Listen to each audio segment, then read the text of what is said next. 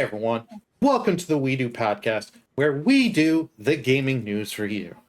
We're here with episode 9, and for me, what I've been playing this week, there've just been 2 main games. I finished up Mouse PI for Hire, and that was such a fun, good time. Yeah.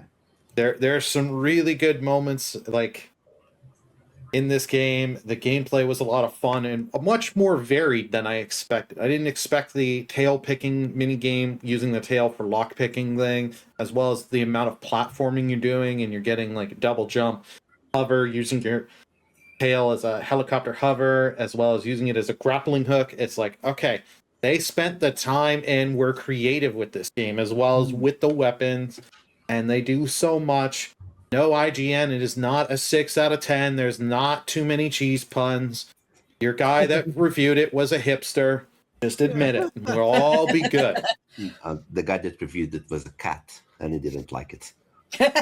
Yeah, that makes sense. Okay, that I could buy too. The other game I've been playing is Tomodachi Life, and that is thanks to Dragon.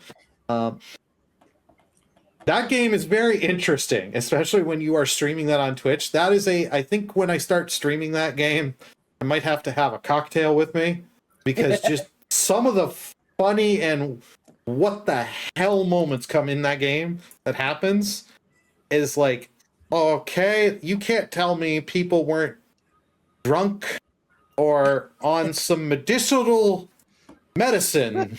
Yeah, that's what we'll call it, medicinal medicine.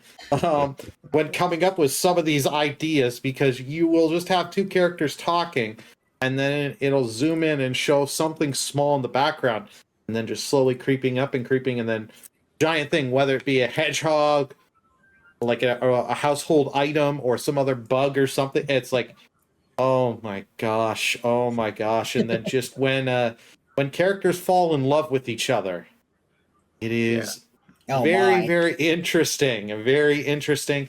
It's a great moment of just getting like Twitch clips. In my last stream of it, and huge thanks to Dragon, I think there were like 15 clips made of a 3-hour stream. Just what the hell moments happen in that game. And it's like, oh my god. So I'm like going through and like been looking through and like putting them up on my YouTube and like, you know, promoting them in Discords and social media. I'm like, it's hard, and I gotta sit there and focus. It's like, oh, it's too good. But Fubu, you are here. Oh god. Like, yeah. that's I played the game with Leah again.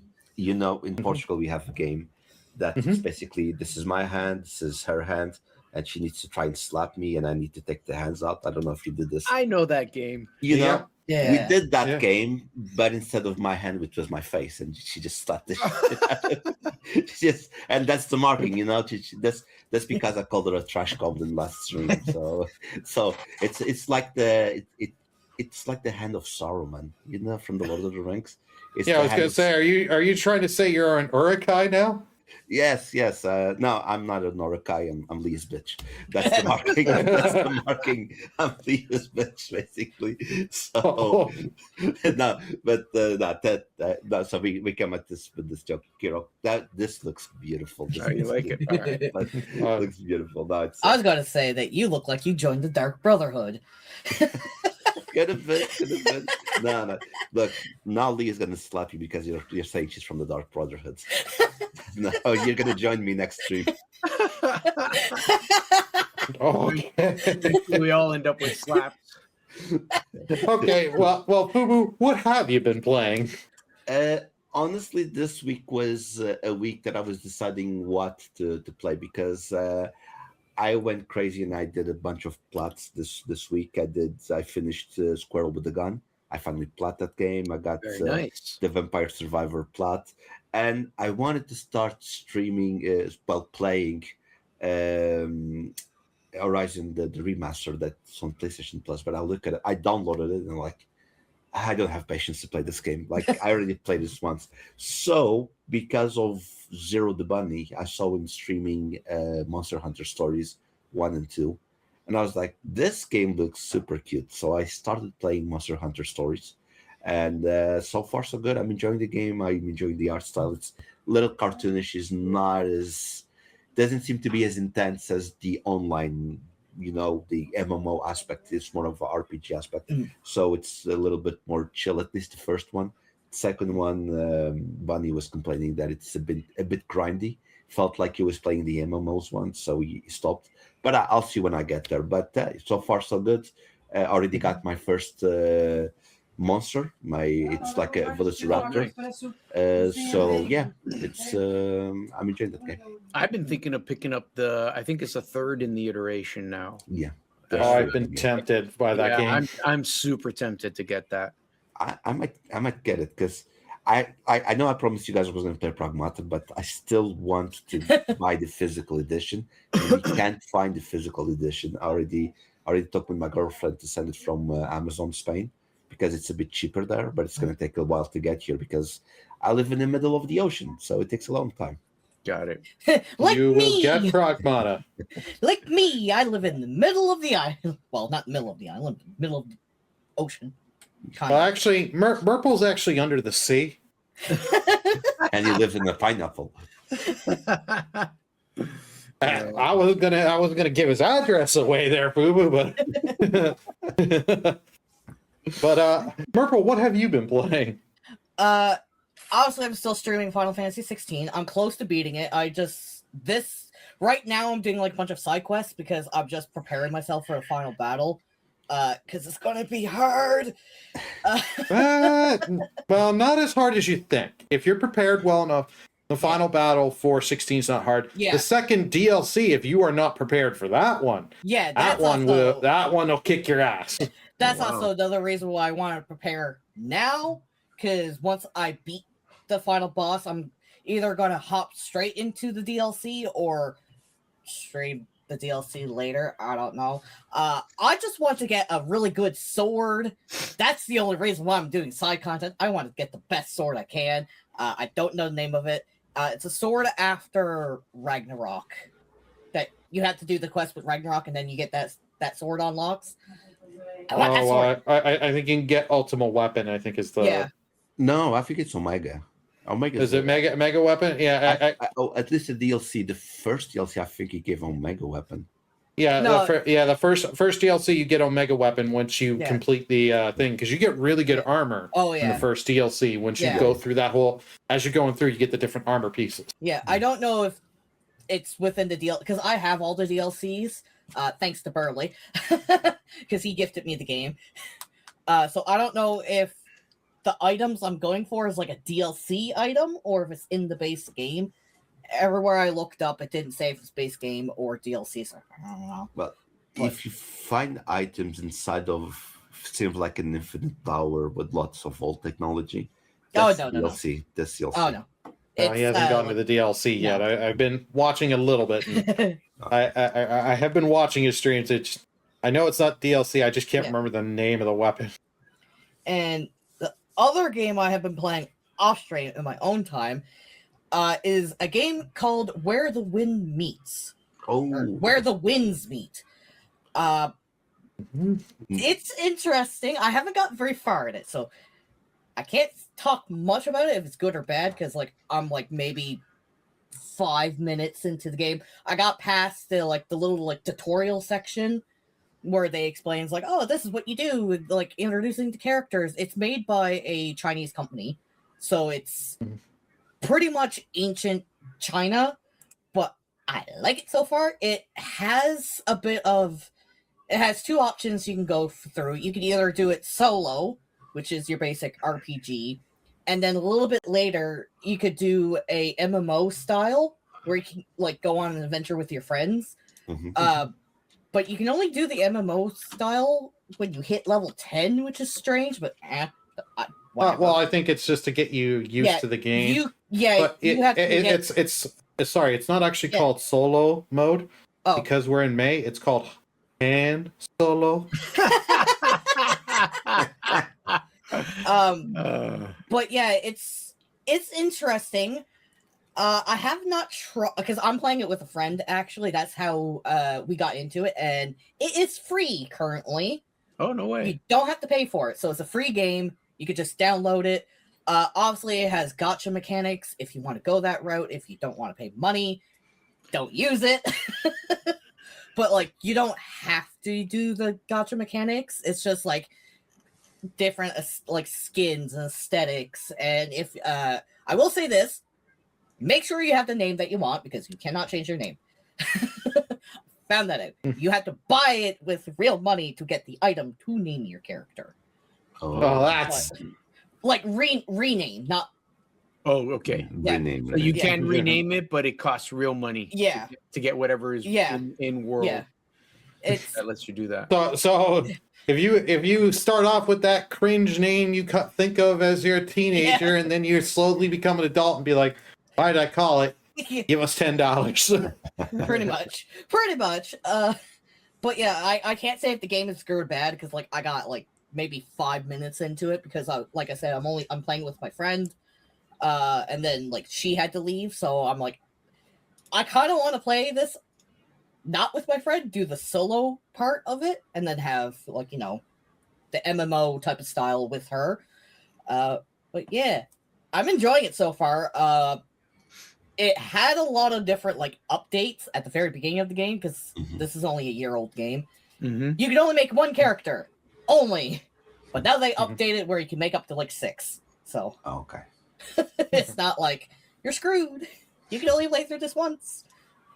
But yeah, and far as I know, there's like 4 different subclasses you could choose from, which is again going into like the MMO style of like a healer, tank, ranger, and DPS.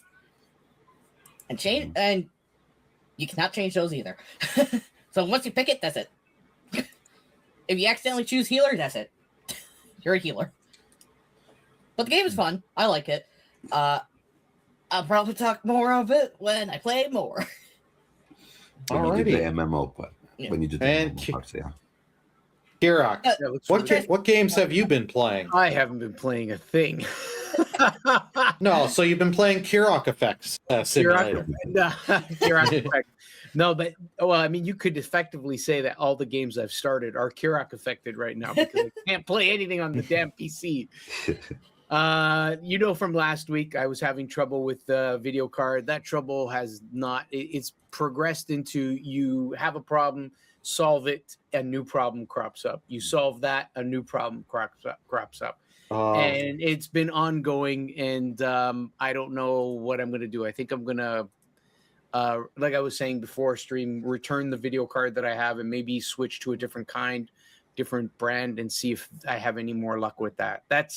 That's pretty much it. It's been sucking up so much of my time trying to get it to run and get it to work. I'm glad to say my whole setup works perfectly fine with my Xbox Series X, my PS5 Pro, and all my consoles, but just the PC is just not having it.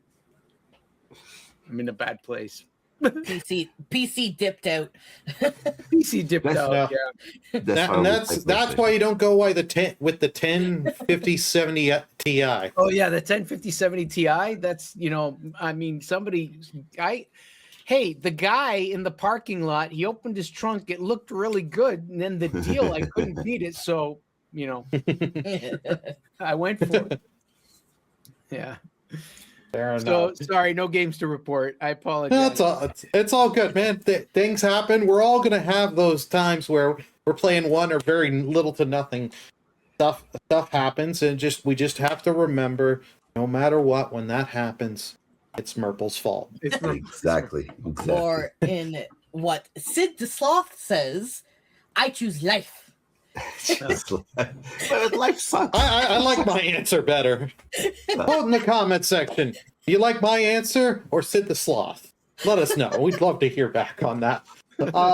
So we've got some interesting and some feel-good stories, some negative sales stories this week. We're going to be talking Mouse PI, eBay and GameStop, Saros struggling to sell, Capcom selling.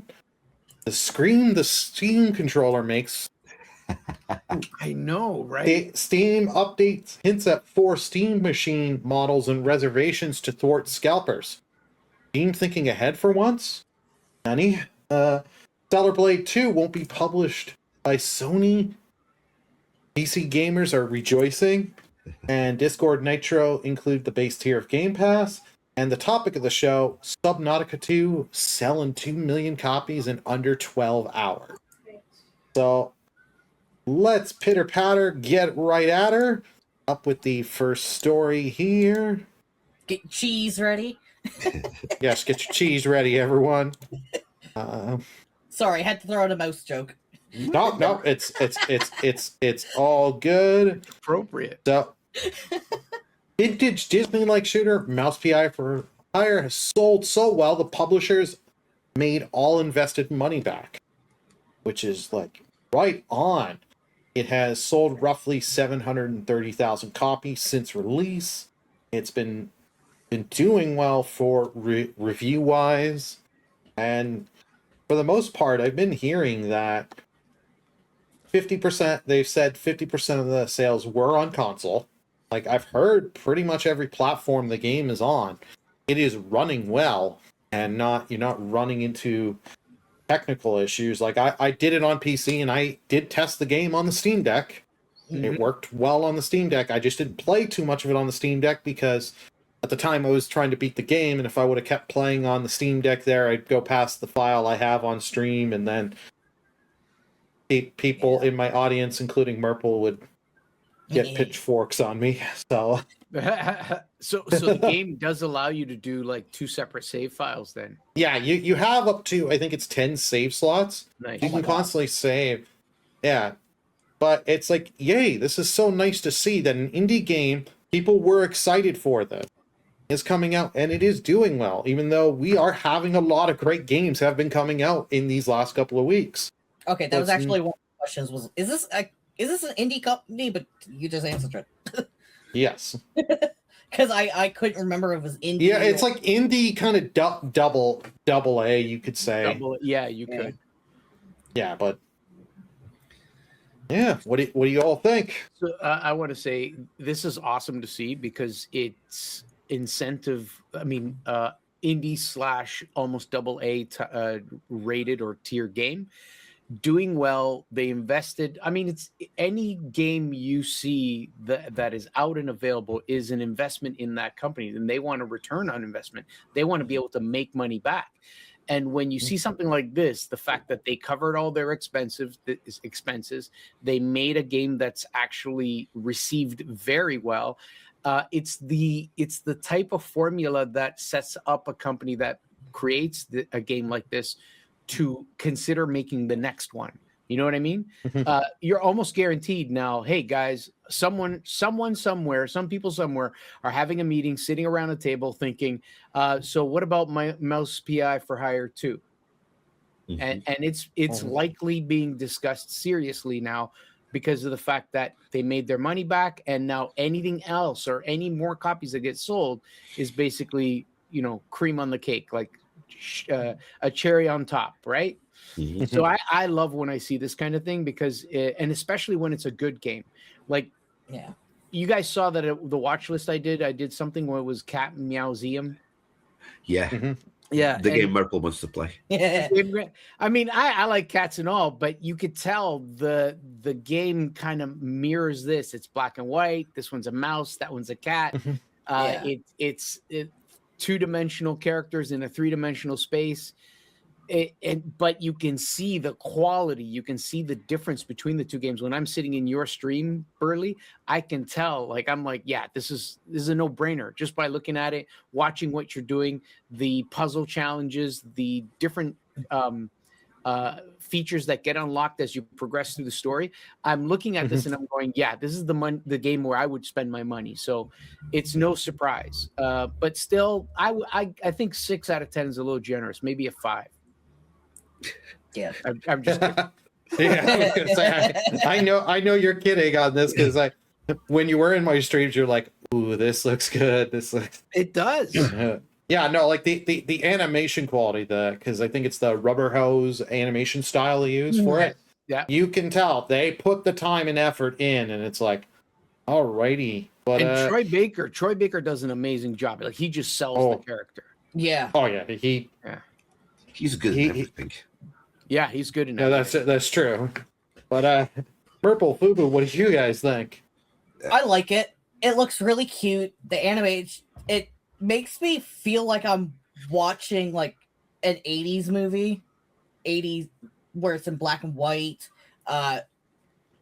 Very much of watching like Steamboat Willie. That's probably where they got a little bit of their inspiration from. Maybe I do know there's like, and I do like all the references that they made. Like I believe they actually did make a Steamboat Willie reference. Oh, they make a couple. They make references to old style cartoons and stuff from the 30s. I like seeing that, and like I seen them made a lot of Resident Evil ones. Obviously Steamboat Willie. There's a Mario one, surprisingly, or could be alluded to be a Mario one with a pipe. But yeah, I like all the references. They even made references to like big known games, like, you know, Dark Souls. There's ones of Dark Souls that I saw. But yeah, it's really cute. I like it. I want to play it. And the fact that, again, it's made by like kind of an indie company, but they're kind of not. They're like right in this middle of it. It kind of shows to other companies that, like, you know, you can make a good game if, like, you know, you don't think of the money, really. You just make a good game for the sake of being a good game. Mm-hmm. You don't make a game just for the sake of, oh, this will sell. Who cares how the quality is like? Again, I said it with Expedition 33. If you make a game that people likes, you will get your money back. Plus more. At least that's what I feel like. No, I'm in line with you. I believe that. You're right. Okay. I want to play this game still, but I'm po. Oh, this game's cheaper than the others because this is like an indie cheaper. So, my question is: this game was kickstarted, right? Yeah, Kira knows what I'm going at. This game, I'm gonna look it up. I think this game, it was. I have an idea. I might be wrong. Was this game kickstarted? That's my big question, because when they're saying they recouped all of the investment, I want to know if it's game sales with the money if they were kickstarted, you know, because usually indie games end up being kickstarted. Like there's some fan support, they enjoy the. No, it wasn't. Yeah, I just confirmed it's not kickstarted. Okay, not kickstarted. Okay, that's a very good sign, because my first question would be if it was the money with the Kickstarter. But now that you're saying this, okay, this is all money from their own, let's say like this. So that's a very good sign, because this game's really fun, and I'm going to blame Burley this time, because Burley did a great job promoting the game. I'm saying good stuff. I only blame Merple when it's bad stuff. Good stuff, I'll go with Burley. No, Burley did a great job, like showcasing the game, doing a review, doing a lot of things. So Burley was one of a very good influence in this game. I do like the graphics. It's like Merple was saying, which brings back to Steamboat Willie. It's a really fun game. It's a really, really fun game. It's something that I'm not buying it immediately. First, I'm not the biggest fan of first-person shooters. That's the biggest problem. I can enjoy something like that, but for me to play, I'm not good at it. But I did enjoy like Burley was saying, the puzzles were really great. The story was really funny. The art, I really love. The visual art is very, very beautiful. It's very well drawn. It feels like it was hand drawn. Every scene, like they did with Cuphead a few years ago. I have nothing wrong to point to this game, and I'm not against rats. Well, unless they have antivirus. If they have antivirus, I don't want anything with that. Imagine you download this game for PC and you get a virus and it's antivirus. That's hilarious. No, but yeah, I like it. I'm very happy, and I want this to be an inspiration to big and small developers, that when you make a good game, you will make money out of it. So don't trash things. Present a good product. Not all of them it's going to work out, some of them might flop, some of them might be AAA, and they won't make any money. So I hope this is an inspiration. Burley, since you played it right through, there's no point at which the game goes into color, right? It's all black and white from start to end. Am I correct? Okay, then I'm not, okay. All right, forget it then. Forget I asked. You will all forget what was asked there. You need the what is it called? Nebulizer from Men in Black. Men in Black. No. I have the connection with the Force, so. Oh man, that makes me want to play it now. By the way, Burley forgot to say something. Today's episode is brought by you by Ford, so be sure to get the Ford car. But I mean, you do look like a Ford employee. So. Yeah. Oh yeah. And be sure to buy it electrical, okay? Because gas prices are very expensive. And electric prices over here are about to skyrocket. Yeah, as we get into summer. Yeah. Good luck. Good luck. Yeah. Alrighty. 5 minutes down the road and then you die. Okay. On that note, let's change stories here. eBay. GameStop was trying to buy eBay for $56 billion. The e-commerce giant eBay has rejected the unsolicited takeover proposal from GameStop. Or sorry, it was $55.5 billion. That's pocket change. Yeah, eBay is like, no, we don't want you, and it's like they were just like hell no, no. They're holding out for Elon Musk. Yeah. Well, they're holding on for Elon Musk, but it's also eBay makes enough money. They don't need this buyout from GameStop. Mm-hmm. The one thing here is GameStop, for a while, before they were selling retro games back into their stores, and they're starting to do that here in Canada. In some of the stores near me, to the GameStops near me, they actually have a retro case, and they're doing the whole thing going into the trading card market, and I've seen that. Releasing putting singles in there and selling them for the stupid, insane prices of those cards and all that for new card games. GameStop used to sell some of their old retro stuff, like PS2 and older. They would be selling them on eBay and flipping them, as well as buying stuff and trying to flip as one of their side companies, because it wasn't the GameStop account. It was like some weird company name. Like GameStop, I get it. They want to get into as many different ventures because, as we know, a lot of people are buying digital games now, even on console, and the consoles, except Switch, are offering you digital version only console.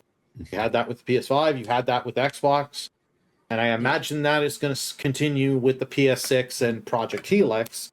There may be those options, right? So, yeah, I still find this funny, but what do you all think? It would be a very good business decision if they manage to buy. eBay is big. Okay, it's not as big as an Amazon, of course, but they're big. What GameStop was trying to do is their investment would pay off in the future, because instead of giving that share that belongs to eBay, they would keep everything. And if you think of just one sale, you'll be like, that's not a lot. But if you go millions and millions of sales that you would make just for your own content, I think they would make a lot of money and they would recoup their value immediately. The problem is eBay is very healthy. I don't know the numbers, but I'm sure they're not going out on the street to say, "Hey, buy us," and usually that's a good sign. When they do that, it means they're doing well. It would be a very interesting business decision for GameStop.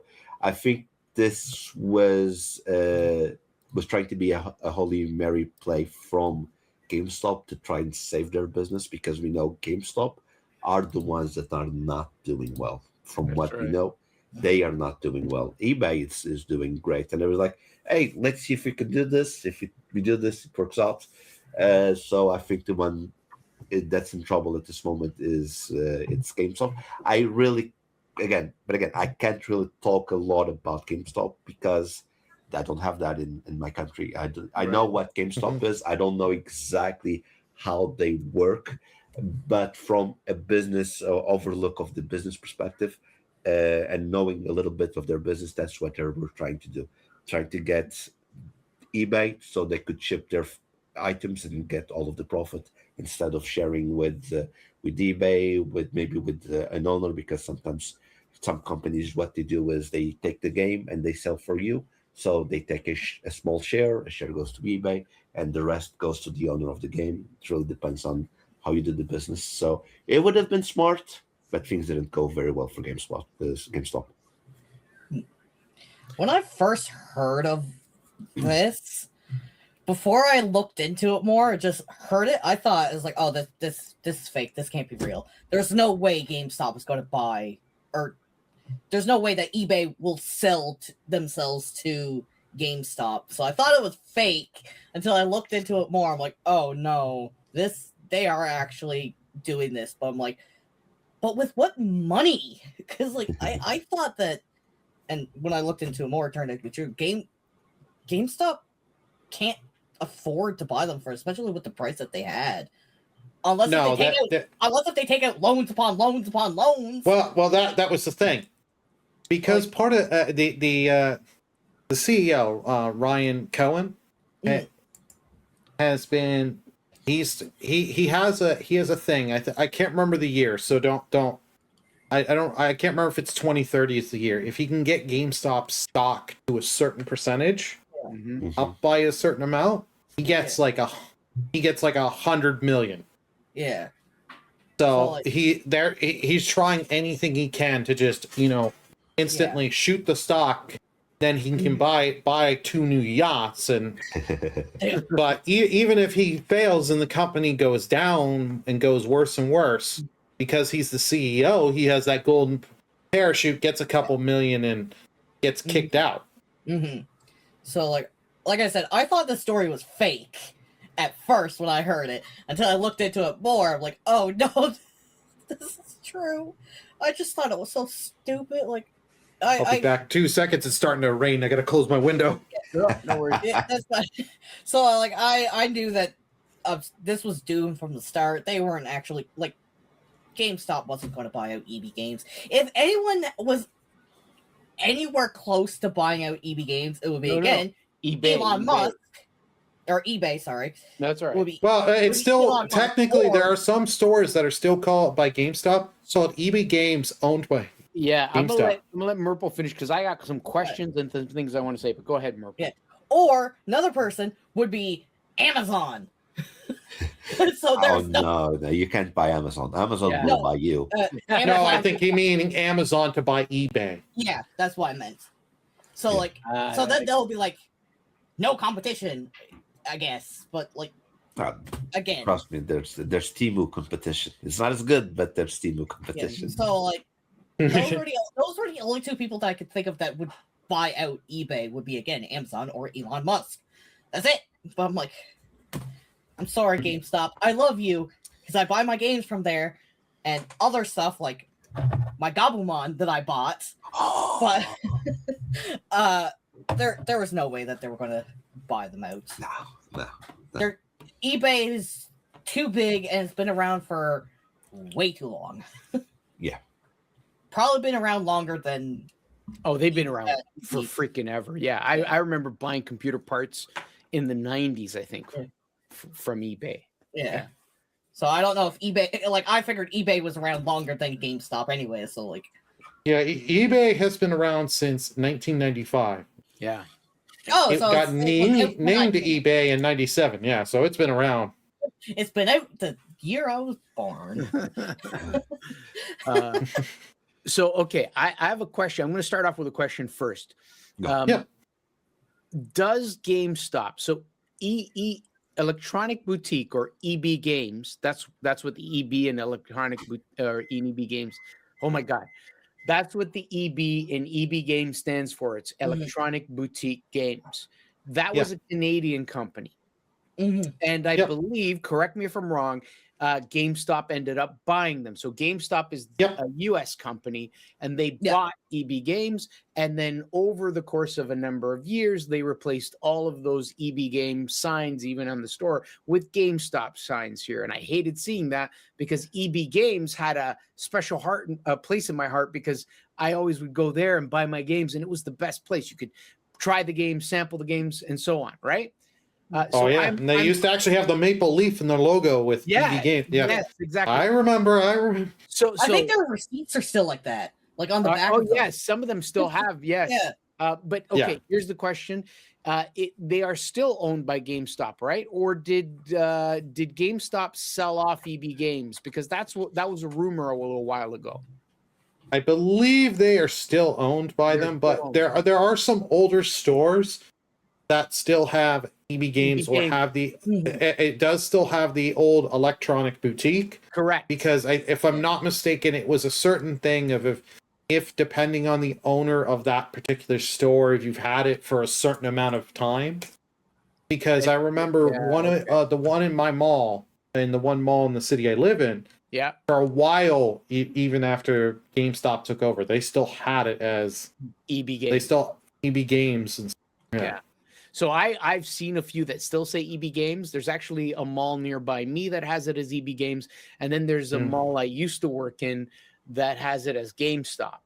But anyways, all that said, so I think that we've kind of established that they are still owned by GameStop. And a year ago, maybe 2 years ago, there was word that they were someone was going to buy EB Games from GameStop and take it over. And I don't know if that actually went through or not.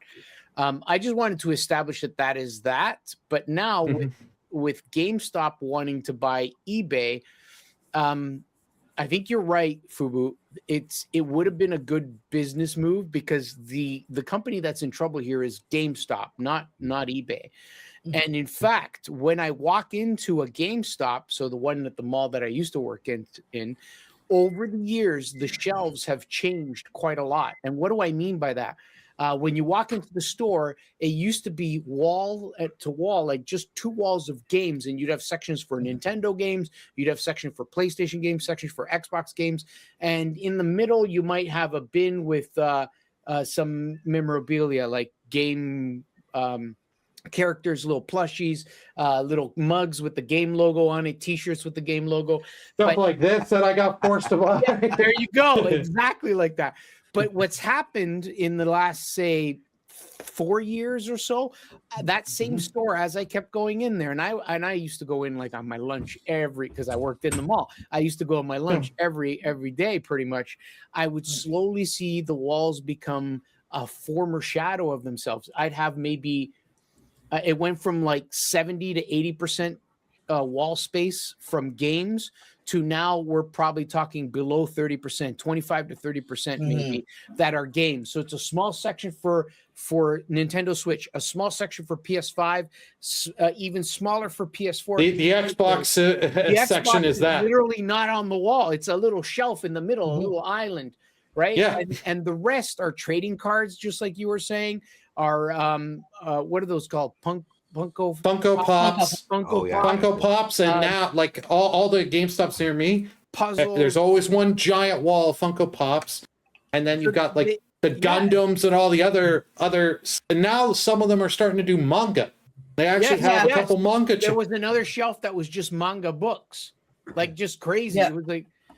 So what I'm getting at is the company that's in trouble, and you can see it in the way they've changed their marketing in the store, in their more brick and mortar retail stores. They are selling less and less physical games. I used to be able to walk in and go, hey, I want to get a copy of that. And they're like, yeah, no problem. Here it is. Now it's like you walk in and they're like, yeah, we don't have it. I can get it for you. It might be at this store. It was never something. It was something where if I wanted a game and I happened to miss a pre-order part of it, then I could at least walk in and expect to see a copy of it. Now, if you don't put a pre-order, you won't get it the day one. It's gonna take. So Oh yeah. And it kind of hurts because GameStop did this to EB. At least that's how I look at it. I go, oh my God, what did they just, they did this. They just gutted this beautiful Canadian company. Do you know what I'm saying? But that's, that's just my inner child crying. No, I know I remember EB Games. I remember when they would actually have, not only the sections, they would also back, and they had it even during the PS3 and 360 days, where they would have TVs with the console, and you could play a game they would have one for each of the main systems. You could play one game, and then I remember when the 360 and PS3 era, they would have a couple of titles installed on there. Yep. And downloaded on them, so you could be like, oh, you want to try this, or you try that. Yeah, they did at one point. They had like PS4s and Xbox Ones, but they didn't keep them very long. No, from what I remember. But yeah, no, like GameStop has done a lot of things. Like they bought ThinkGeek years and years ago. They bought ThinkGeek as just a website you could buy some geek culture stuff. So they started dumping that crap in. Yeah, like I would say it's 20% games, and now like. They actually, you know, one of the even funnier things I saw when I bought that PS2 plush in there, in GameStop last week, they had Dr. Squatch's soap. Oh yeah, I've seen that. I've seen that in the store. Yeah, yeah, like and it's like this is not related to gaming. Like I bought here. I have a little bag of that. I ate them, but it was the Dragon Ball Sensu beans. They were $4. It was just little beans in a pocket thing. I'm like, okay, you can relate that with the Dragon Ball games and stuff like that, and that's funny and cute and all that. But soap? Not soap. Yeah, no, it's like so. Like, unless you're telling me, hey, you're a gamer, I know you don't shower. But the funny thing. But the funny thing is, no, it was not. It was not Mario themed. No, I know Sasquatch. I know the brand. Yeah, the Dr. Squatch does have like they do brand with like they have Simpsons one and stuff. I see them on other stores, like you know, and you can buy them on Amazon. The funny part is because the thing ain't selling, they put it in their discount bin things there just to put it for a couple bucks to get it. Because you go any other store to buy it or buy it online, you're paying almost double the price, and it's just. It's laughable. Like when I went and did the whole night when Star Fox got announced in there, I was checking and like they had plushes of games that have been out for 15 years that have not sold. And they're just trying to get rid of them, and they're $2. And it's like nobody cared about this game. You guys got plush store them, and it's not them. It's corporate forces this shit into stores. Yeah. And it's like I understand gaming shirts. And some of the gaming like apparel. I got some. I got a ton. Well, I bought. They had one for the Fallout season 2. Nice. They had a Walton Goggins Ghoul shirt, and I got it. They had it regular $20, and then I rang it up, and they're like, "Oh yeah, we have a clearance thing for today. That'll be $8." And I was like, "I would have paid the 20, but you're gonna give it to me for $8? Sure. Even better. Here's the money." But yeah, no. So I have a sorry to end off what I was saying. So yes, it would have been a good business move for eBay because I mean then they have a bigger. I mean, okay, you mentioned that they already have a digital online presence on eBay, but they're under a pseudonym, so they're not as owners. But this would have given them, I think, a more prominent. It could have changed the name to eBay or eStop or something stupid like that. You know what I mean? What would have been the real benefit with them succeeding in purchasing eBay? Well, I don't know. I mean, there's a multiple of things. The revenue, because you would get a cut of all those eBay transactions, right? Okay. And there's how many thousands of transactions that are getting done a day that aren't even game related games. Yeah. Not to mention all that crap that they have sitting in warehouses and stores that they're trying to get rid of. That you could just fill landfills with, you could put it like starting bid 99 cents on eBay. See and get rid of it, some of that, and then you can say, well, because we own eBay, we take the the cuts off that. Right. The eBay cuts off that, so we're getting the pure profit on that and all that. Yeah, that like that's the stuff. So they could liquidate get the extra money, and if you're owning this big of a company, and I'm sure there are some, I'm sure they would reduce staff at eBay, so reduce, consolidate, because that always happen. Yep. And then the stock will grow and be it's like, oh, they could purchase this and they can get this, and now their revenues, because of every this and that, they're going to go up. So the stock would jump quite a bit. Yeah. And yeah, so the owner be able to get his 2 yachts. his two. If anything, I can see EB Games actually be like, hey, I'm going to buy out GameStop now. Because I have more money than you. No, not EB Games. Or eBay. eBay. God damn. I hate their names. It's because they start with E. I get it.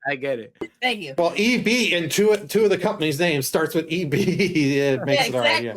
But yeah, I could see eBay buying out GameStop because, they're more well off than GameStop is. Oh, that I'm sure eBay has enough cash. They could buy GameStop out like 3 times over exactly. what. So and who knows, maybe eBay keeps let's say EB again. eBay might end up benefiting from GameStop themselves because they'll be like, oh, yeah, I can take all of this that you guys have and sell it for probably cheaper than what GameStop would want to sell it for. I think you came up with a good name there, kind of. How about eBay? EBB. But I have seen GameStop go downhill ever since GameStop bought out I'm going to call it EB. EB. Got it. For what it was here in Canada. But because I seen a lot of locations close when they bought it out. Then the store itself just looked like it went downhill. There's barely any games. The games that they have has to be relevant games that came out within a few months. I've seen a whole lot of Gunpla shirts, mugs, again, Funkos, mangas, and also just little figurines too. I'm like, where's the games, man? I want the games. Look, what's happening is this: they're trying to adapt, because I blame this on Xboxes and PlayStations and Nintendos and stuff like that, because they are forcing us to make digital purchases. Because nowadays people don't want the hassle of and this is me living on an island that we barely. This week I was talking with Leah and I said, I feel like I'm back in the 90s because I go to the stores and I can find what I want, because we were talking about Pragmata. And the thing is, the game developers, because they're trying to reduce costs, they are producing less and less physical copies, because they want to sell digitally. Because when they sell digitally, which should be illegal, they sell a game digital the same price as a physical copy. But when you buy the game digital, they didn't have costs on producing, let's say, the hardware, the physical, right? Yep. They don't have to pay the logistics of the transport to send to here and there and there and there. They don't do a bunch of stuff, and that's money in the bank for them, because they're selling like a digital, a code. They're sending you a code basically for you to. Plus, you can't resell the game after you're done with it. Exactly. So this is good for them, because again, if you can't resell if Burley has Pragmata, and I want to play Pragmata, but he can sell me Burley won't sell me Pragmata, so I will have to buy Pragmata from a store, which I'm giving money to the store, which the money doesn't go to Capcom, because I already got the money because someone bought them the game. But that's a different side of business of what we're going at. But the thing is, less and less physical copies are being made, and stores like GameStop, since we're talking about GameStop, they are the ones that are suffering, because they don't have the copies to sell. People, they're like, let's go Final Fantasy. The next Final Fantasy that's going to come out, trust me, I'm not getting it physically because I want it day one. I want that game day one. As soon as it hits midnight, I'm booting the PlayStation to play Final Fantasy 3, whatever the name is. Final Fantasy 7, Part 3, whatever the name is. I'm doing that. And they're gatekeeping. That's the word. They're gatekeeping the games. And people are like, but I really want to play this game. So I'm going to get it digitally.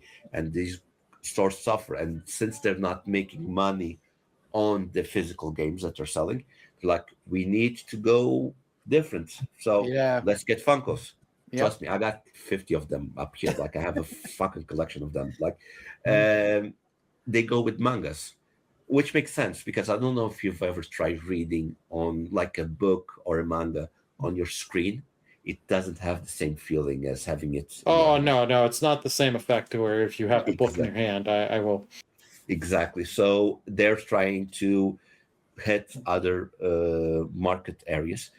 But, and because they have a high variety of items, having eBay on their business platform, that would be something really good because they could ship all of that and make, again, the most amount of money. So, but that's the business. That's the business side. On the gaming side, I think it's very poor for people like us. I like it to have physically. It's really poor for people like us to that these things are happening. But it is business. It's socialism. Make money all the way. Alrighty, I think that's enough on the whole GameStop eBay. We're going to talk about something that didn't make money. Yep. Saros. May struggle to recoup its budget despite great reviews. Analysts say game sales are slower start than Returnal.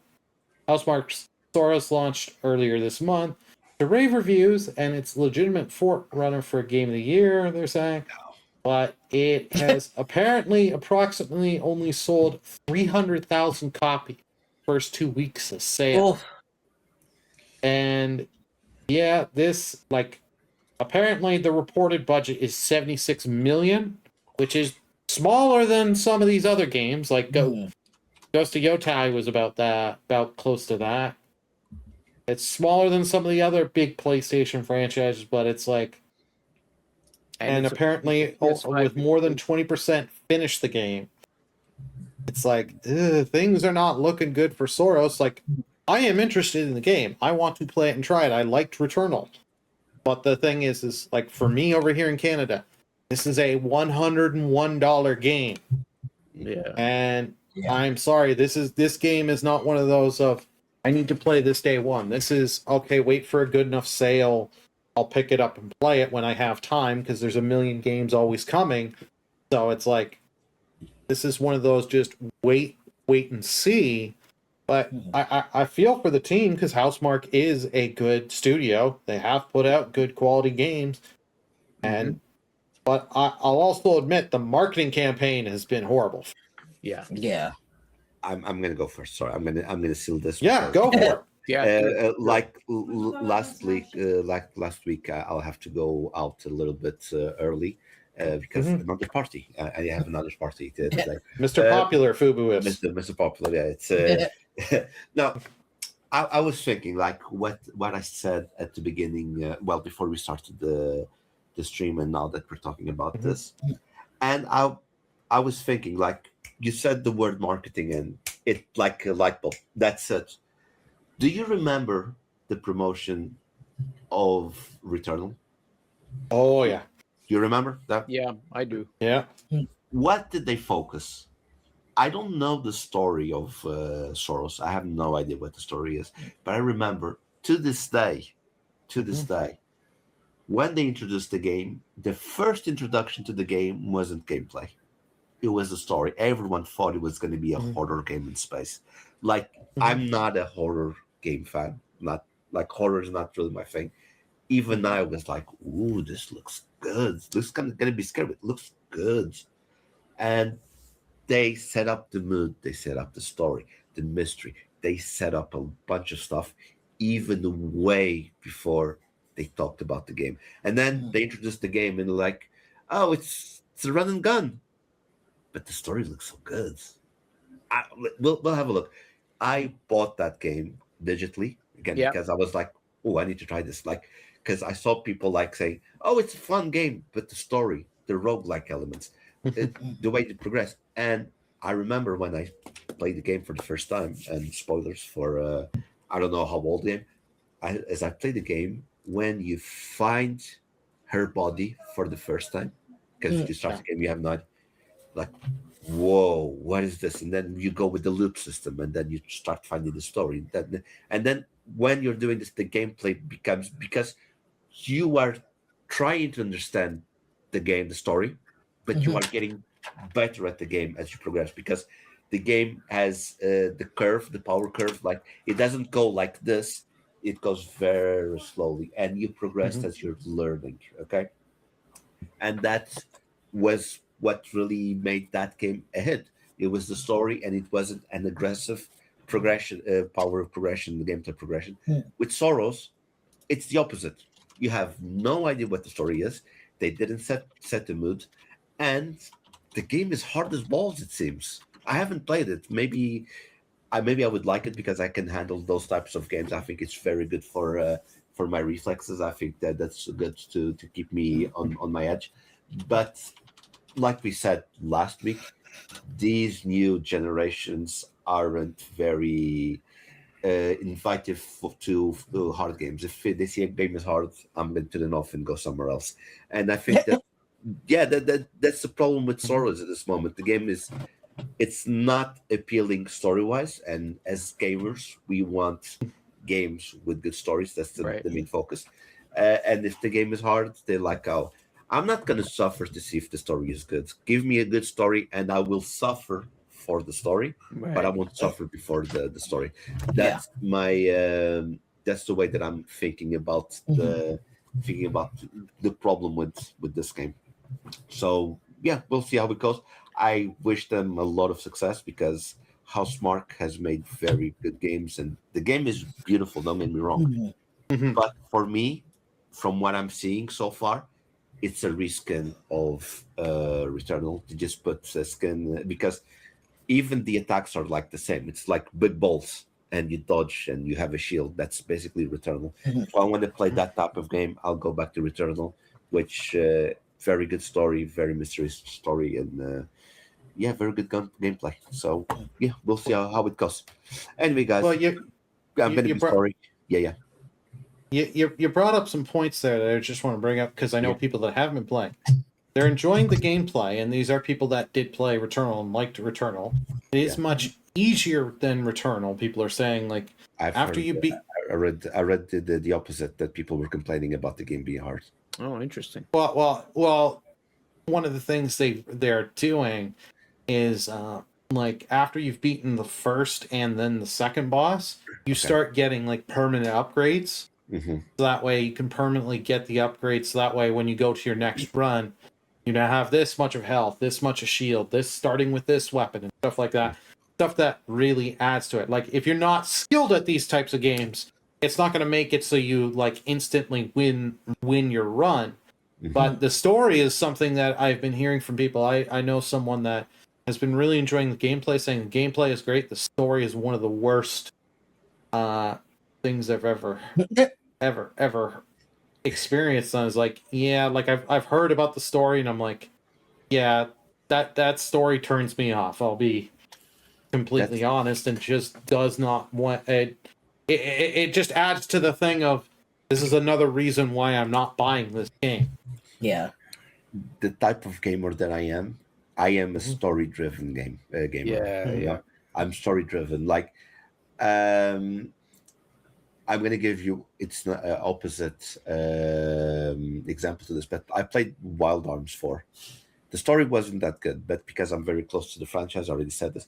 But the gameplay was so addictive that I ignored the story so I could enjoy the gameplay. But I've had other situations that the gameplay was completely bad, and I suffered through the game because the story was really, really, really good.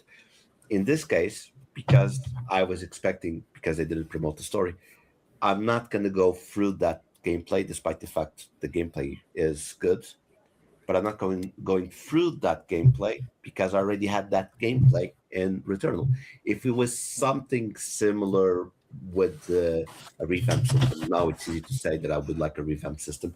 Maybe I would give it a go, but they have the same gameplay, but with the bad story, I'm not going to it because it wasn't the original one wasn't an addictive gameplay, and because it's the same gameplay, it's still not addictive. It's something that you will suffer with time. You will suffer even if you get the upgrades. You will suffer, but I don't think it's worth the suffering because the story is bad. If it was a good story, it would give you the motivation to know more about the story. You would have to get goods or get someone to do the game for you, or you just go on YouTube. Yeah. So, but guys, I'll need to go. I'm very sorry. You got to run. Okay. I really need to run. I'm very sorry. Where's that? You might have sold me on Returnal. Yeah. I mean, Trust me. I'm gonna say my piece, but you might have sold Go me for it. I'll listen. I'll listen to your piece. So when I first saw the Returnal ads and stuff and so on, I immediately dismissed it as a game I won't like because of the fact that it has a very repetitive gameplay loop, right? It's like a roguelike almost. Yeah. Now what you described is that it kind of slowly ramps up and then eventually gets to a crescendo. I'm like, oh, okay, that looks interesting. But sorry, I meant that about Returnal. Everything I just said, I meant about Returnal. Yes. The new game, Saros, as soon as I saw it, I was like, no, because I wrote it off immediately, just like I wrote off Returnal. But I mean, it's not like I wouldn't give it a try. I just don't see the value in something that'll frustrate the crap out of me, unless there's a really good payoff in the end. And just on a side note, I did pull up Returnal on the PlayStation store in Canada. Returnal is $89 Canadian, and the Returnal Digital Deluxe Edition is on sale for $50 Canadian. So it's actually not a bad deal. And I was also double checking because we know that you said it was Housemarque that made Saros, right? Yes. Returnal was not a Housemarque game. It looks like it was just out of like Sony Studios. No, but they were. So I thought they were the same. Are they not the same? No, Returnal is Sony. Yeah, it was developed by Housemarque, but when it was being developed, Sony bought them at that time. Okay, that makes sense. Okay. Yeah. No, but it's Housemarque. It is Housemarque. It is Housemarque. That story, and it was one of the bigger games that came out on the PlayStation 5 when it released. Yeah, it was 2021. Sorry, 2021. Yeah. So, but cool. anyway, guys, I'm all right. Need to go. I'm sorry, guys. No, it's all good, man. Take care. See ya. So yeah, I mean, would I get Saros? No. But what Fubu was just talking about a moment ago made me consider, hey, you know what? Maybe Returnal's worth looking into, and that's why I went and go look at the prices online, and lo and behold, it's half off. It's literally 50% off on digital. You wait until the actual summer sale. Yeah, you can get the base game for like 30. Yeah, okay. Yeah. So, like, don't get me wrong, I want you to try the game, but there's also you don't have to spend as much. Why do it? Right. Got it. Okay. I know nothing about the game, so I have nothing to say on this. Never played the Returnals. Never played this one. Don't know if I'll ever try. Maybe if I don't buy it and start playing it, I'll never have to worry about making it fall under the Kirok effect. Umbrella. I mean, if you play it, then you could do the Kirok effect. Yeah, I know, but I have I can watch you do the Kirok effect with it.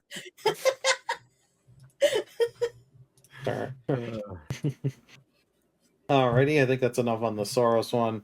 Alrighty. But time for some positive sales in the gaming industry.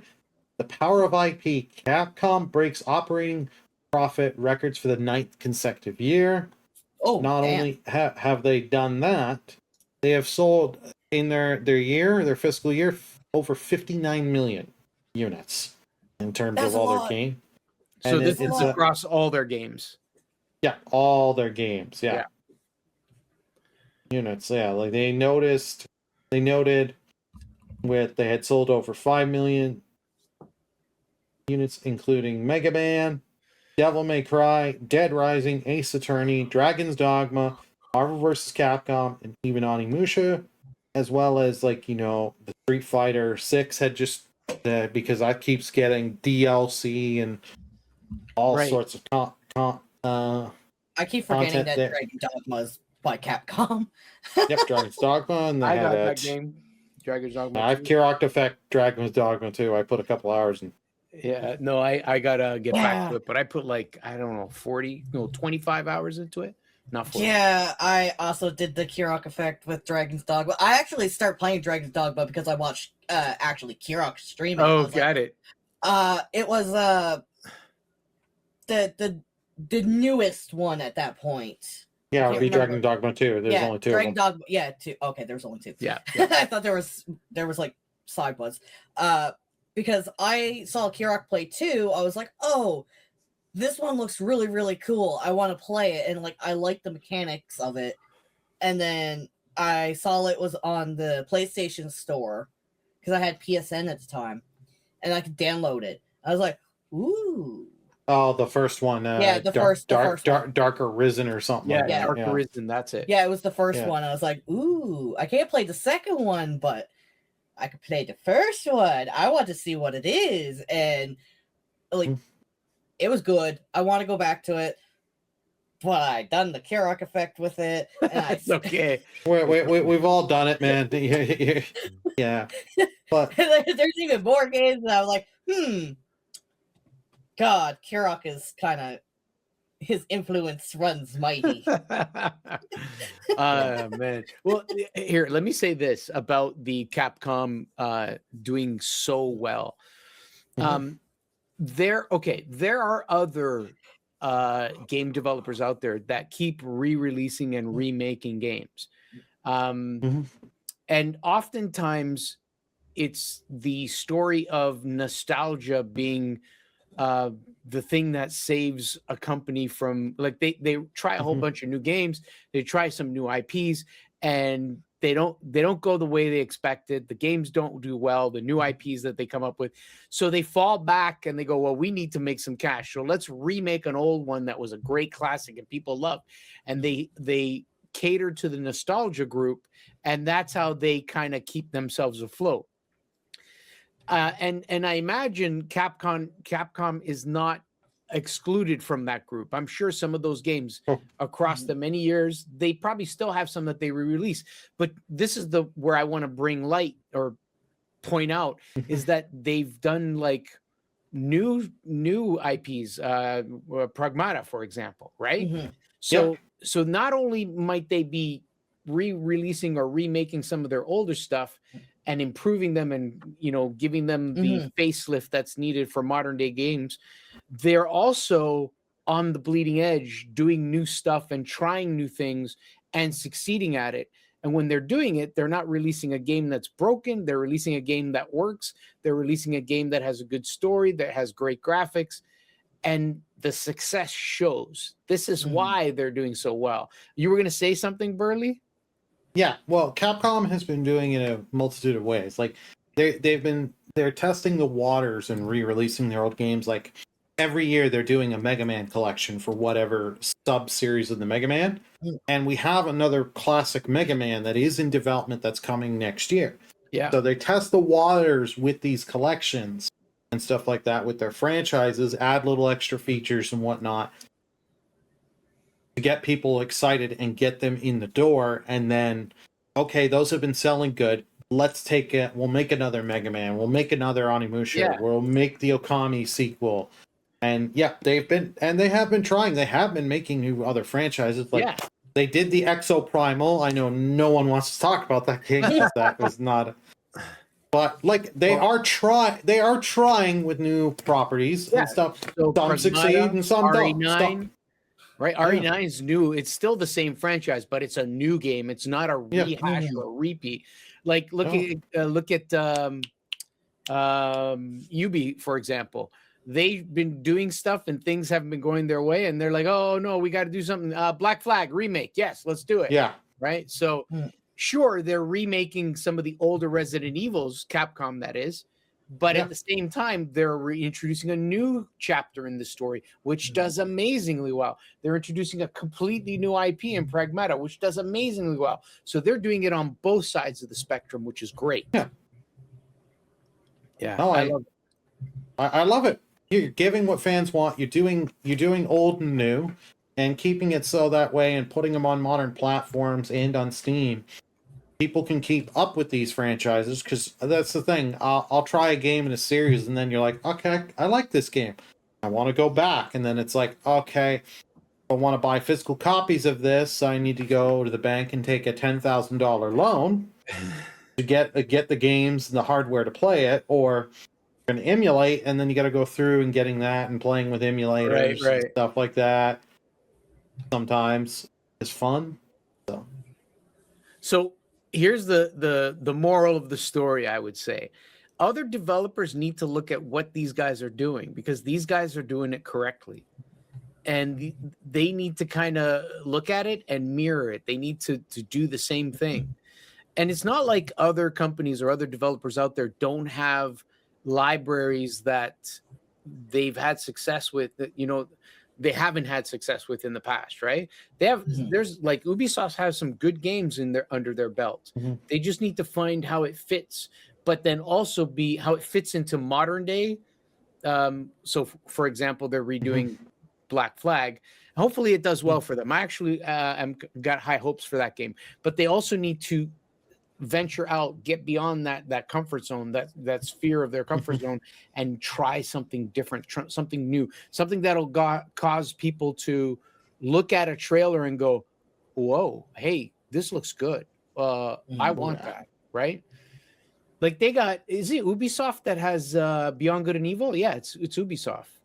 Yeah, that Beyond Good and Evil 2, that ain't that. That's the thing. Like, I am a fan. They say it's still in development. Yeah. Then they show and Murple likes to say he's 6 feet tall. We both know those are both lies. Sorry, Murple. That's just funny. Like, they show off a whole cinematic trailer, no gameplay whatsoever, and I was like, this is the best, and leave me hanging. Like, no wonder. It's been like a decade, I think, since that trailer. It'll be 2 years. It'll be a decade that they showed that trailer. I honestly thought it was already out. I thought they made the game, but oh god, I'm wrong. If you haven't played I still play it. I still need to play it. Someone did gift it to me. I believe they are in this call here. I just can't. I just can't remember if it was Kira. I can't remember if it was Kirak or not, or someone else. I think it might have been the one who gifted it to you. Yeah. Yeah, I'm pretty sure because it's the 20th anniversary version. Yeah, the 20th anniversary version. I do plan to play it. It's just too many games, and I got you. That's okay, but it's still a good game. When that came out, I played it and finished it and loved it. So I've heard so many good things. Yeah, no, I agree. Ubisoft's the one like as we said on the Black Flag episode when we talked about that. Like, Ubisoft has to hit Black Flag well. Like, it has to hit. Yeah. It has to. Like, I've pre-ordered the game. I am willing to test it out. I've also applied for Ubisoft Partner. Nice. Maybe. Very nice. Hey, anyway, yeah, please send us some codes. We'll help you out. I'll gladly play it. Yeah, no, like I'm wanting that to be good because I want Ubisoft. Ubisoft made a lot of great games in their tenure. Like, I love one of mine that it was originally a Wii U exclusive, and then went to the got announced coming for all the platforms. Rayman Legends. Okay. Yeah. One of the best. If you want a 2D platform that is modern-ish from when the time it came. Like, I have it on the Wii U physical disc. Love that game. It was great on the Wii U. I even streamed it from because PS Plus gave it away on the PS4 version. Love it. Mm-hmm. It's like, that is a 10 out of 10 platformer for me because they just put the love and energy. But Capcom has been on fire. They're doing things great. Like, and we've made the joke. Okay, if you're gonna port your game to the Switch too, because Capcom has porting their big titles. Resident Evil 9, Pragmata. They look great, run great on the Switch 2, because I have them on the Switch 2, and that's where I've been playing them. Yeah. Yeah, it looks better on the PC, and looks better on the PS5 and all that. But if you're getting the Switch 2 version, it's not like the days of when a game would come to the PS4 and a game would come to the Switch 1, and you look at the Switch 1 version, and it's like, Why? oh yeah, you can no, well, it's, well, why is money? I mean, like, why? As in, like, graphics should be better, you think, but it's yeah, well, crap. but Capcom is tiling into like DLSS. They know how to work with the Switch 2, and I'm sure they have got that RE engine. They use it for most of their games. They have that engine down pat. Oh yeah. They know what they're doing with that engine. They've got the documentation. It's like all these other game companies. If you're going to port something to Switch 2, I would go talk to Capcom, and Capcom should have a little consulting business. Oh yeah. And Yeah. they would make some money, because I'm sure there's some devs that would go, you know what, companies, we want to get 5 million sales on the Switch 2, spend the money, go talk to Capcom, get us help, because like Sega, I don't like shitting on them, but like when Persona 3 Reload came to the Switch 2, they had issues day one on that, and it's like, that was a PS4 game / PS5 / Steam game, and it's like, you really couldn't get this great on the Switch 2? Like, no excuse, in my opinion. No excuse. They patched it. A quick bio break. I'll be right back. Yeah. Okay, keep going. Yeah, but it's like, you're not going to get your releases right. No, don't try. Yeah, it almost feels like if they want to put it on the Switch 1 and Switch 2, you kind of have to also understand the hardware too. Because, like, again, no surprise, of me buying The Witcher on the Switch 1. I cannot play it because It's the best version of Witcher 3. Like, I play it, and I could definitely see the graphical, like I know obviously the graphics would be dumbed down. This is like, you know, a AAA title and all that, but it's like it's so, the graphics is just so bad. And then like I even looked to see if it was any better on like Switch 2 when the Switch 2 came out. No, it's a little bit better. It runs a little bit faster, but for the most part, it's just like, I feel like it's like CD Projekt Red. Like, why did you put it out on that console when you know it's not just, you know, the console can't handle it, which, okay, the Switch 1 can't handle it. Switch 2, most likely, yes, but it's like, it's almost like they don't understand the hardware of the Switch 2 and how to make their game work for it. Capcom has that down. They know how their games, like, again, Pragmata, I believe it's AAA. Oh yeah. It's Capcom first party studio. Yeah. Like, they put all their AAA titles onto the Switch 2, and the Switch 2 runs it great. They understand the hardware, like they like how to make it work. Yes, the graphics are probably most likely not heavily, but like dumbed down a little bit to make it work. Yes, it will look great on the PC. It looks great on the PS5. But they know how to make it look great on the Switch too. Why can't other companies, like, they need, again, like you were saying, they need to go to Capcom and be like, how can we make our games look good on the Switch? And another game that I have, I refuse to play it because I hate it. When Tales of Symphonia came out for the Switch 2, the Switch, I can't play it.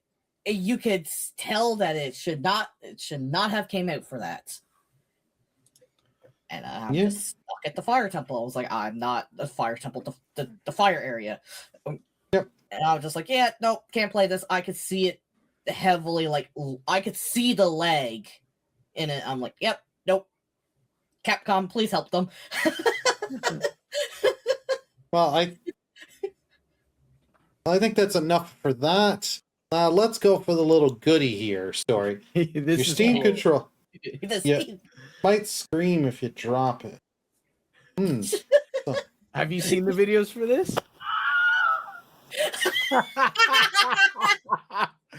Oh my gosh. Yeah, so it's the Wilhelm screen, and Yeah, the apparently Wilhelm also like if you spell when it takes a spell, like there's that people are trying and seeing if there's other little things. That is cool. That is just such a funny little. It's like a little thing that has no practical use at all, but is fantastic. It's such a good Easter egg. You should make a video of that when you get it, Burley. Well, that's if I get it. We're still waiting. I'm still You're waiting not for gonna- the reservation. Yeah.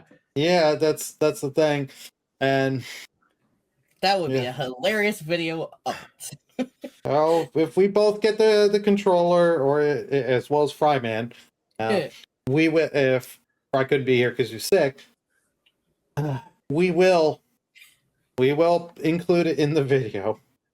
But keeping with Valve and Steam, Yes. so there apparently has leaked that there are 4 different models there, and people are thinking there's going to be 2, because we knew there were the 2 SKUs, the one with the 512 storage and one with the 2 terabyte. That's right. Yeah. There's also people speculating that there'll be 2 without the controller.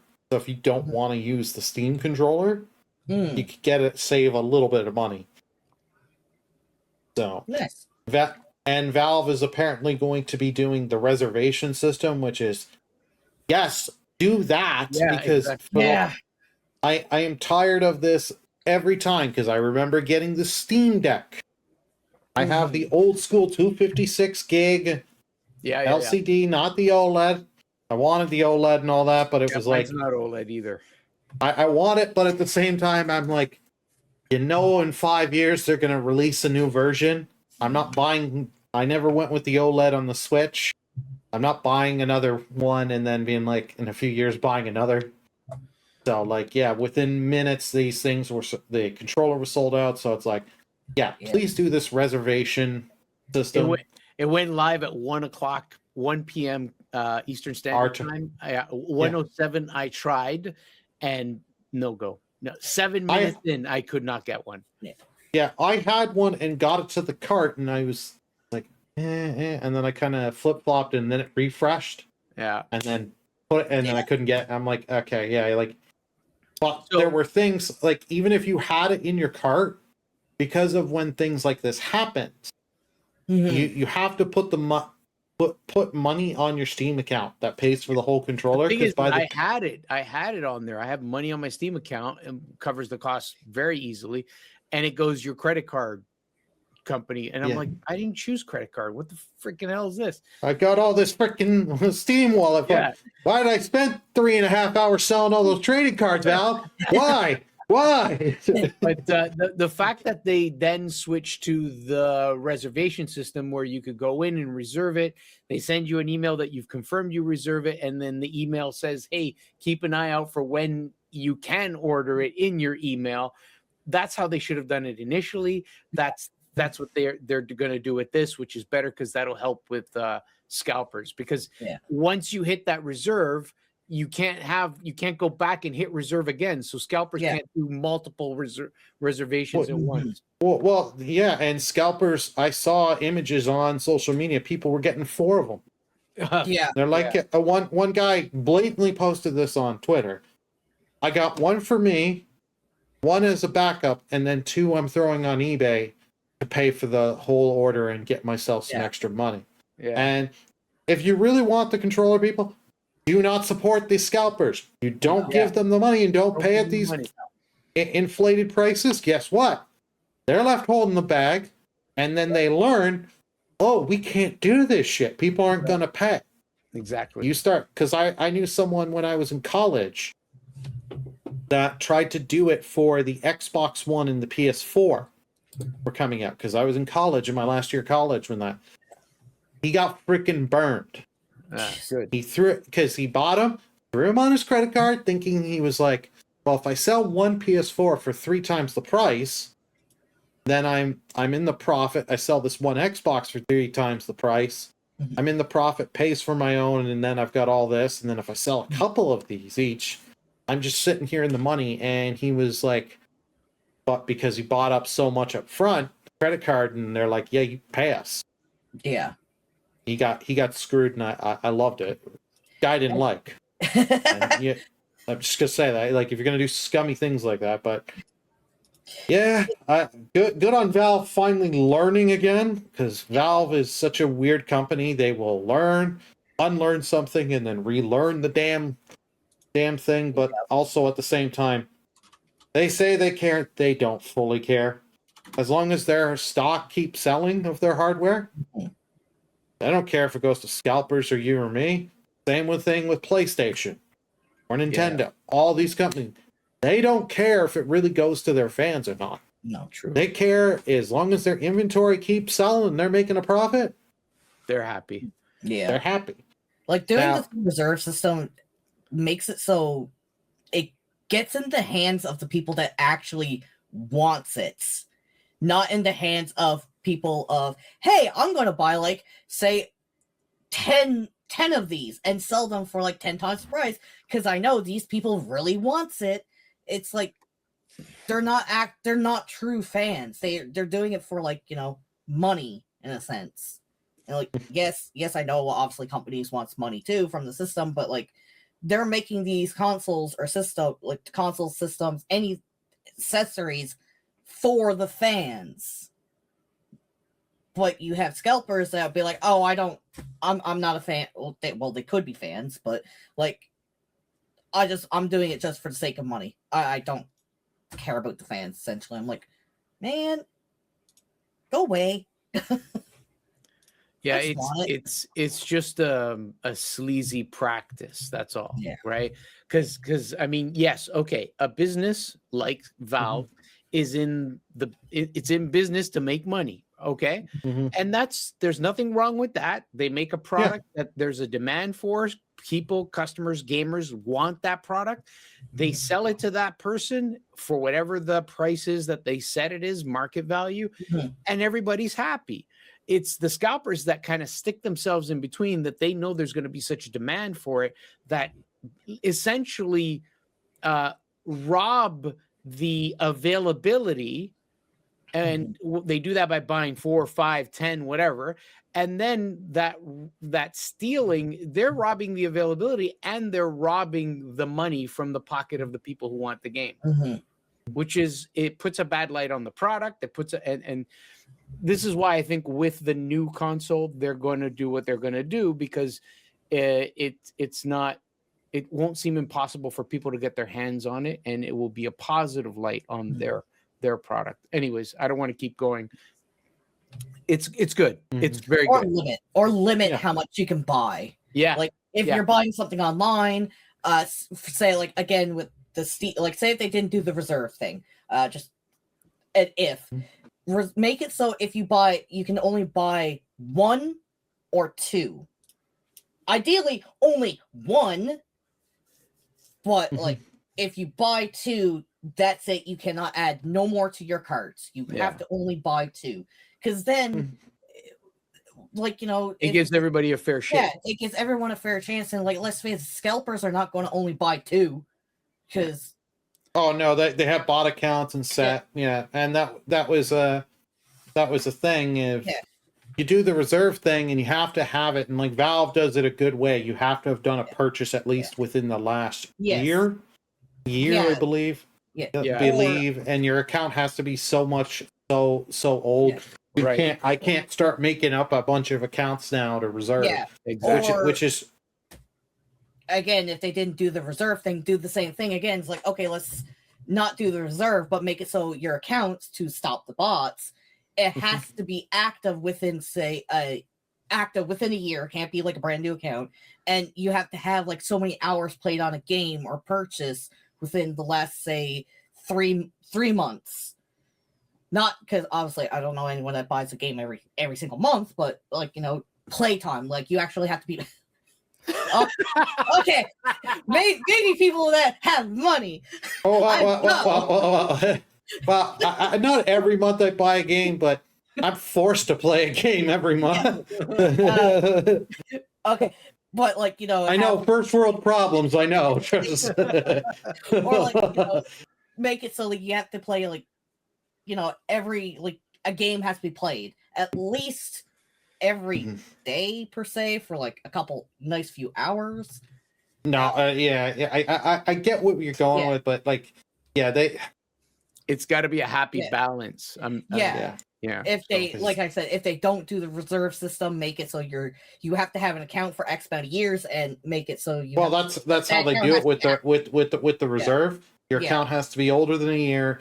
You Yeah. must have done at least one purchase, and Yeah.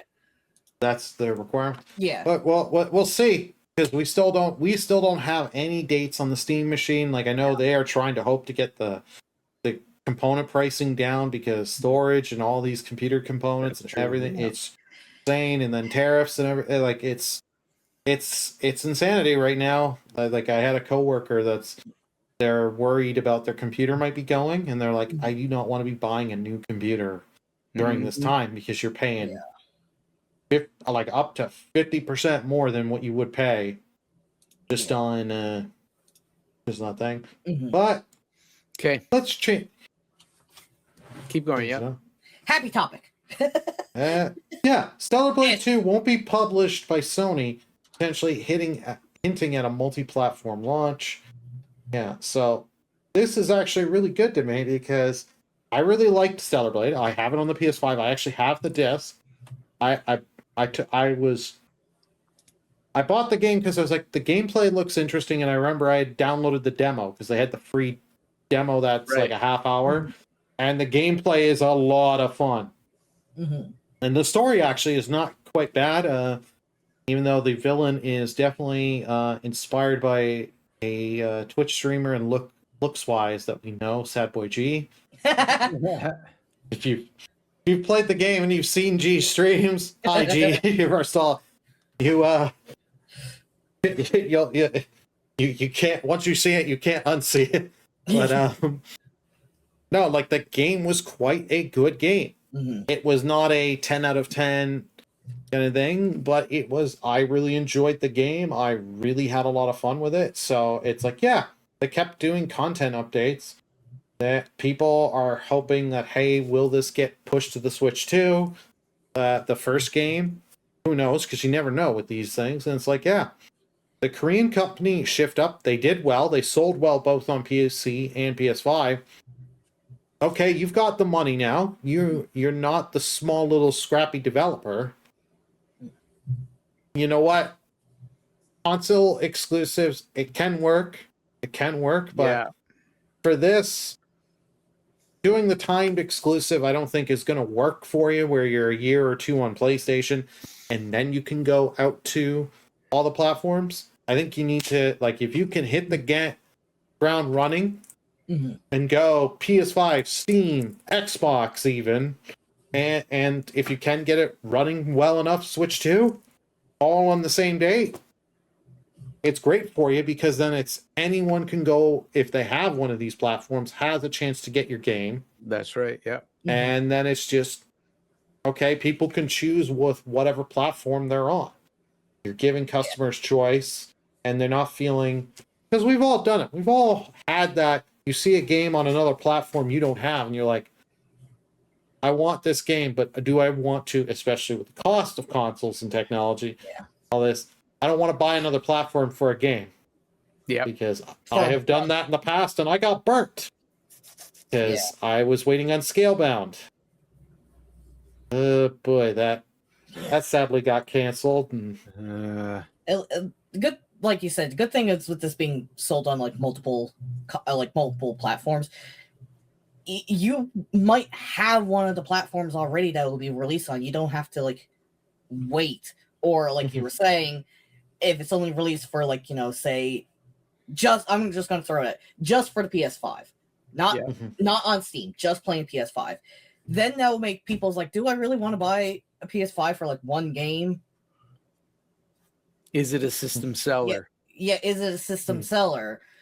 For some people, maybe for other people, no. Like, personally, for me, I also have done that. I bought a system just for the sake of one game, and I kicked myself because I'm like, I only had that one game for a nice while before other games came out that I wanted to play for that system.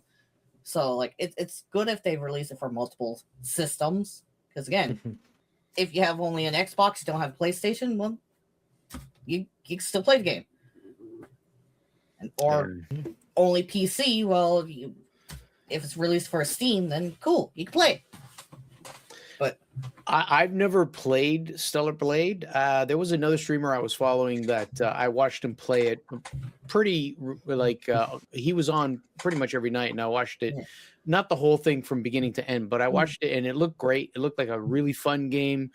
Graphically, it looked good as well. Correct me if I'm wrong, but it was the first one. I know I can see because I'm on their page. It's a Sony Interactive Entertainment is the publisher. Was it only on PlayStation? No, right? Or was it on other systems? Or was it a timed exclusive? It was PS5, and then a year or so later went to PC.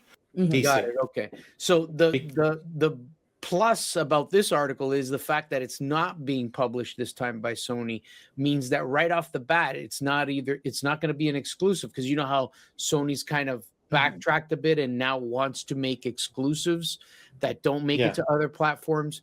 And I believe Xbox, if I'm not mistaken, is doing the kind of the same thing. They're thinking of going back. Yeah, there's been the rumors with now that Asher Sharma is kind of going in. Yeah, to keep their brand, an attractive platform. But the beauty of this is knowing that Stellar Blade 2 is not going to be published by Sony Interactive.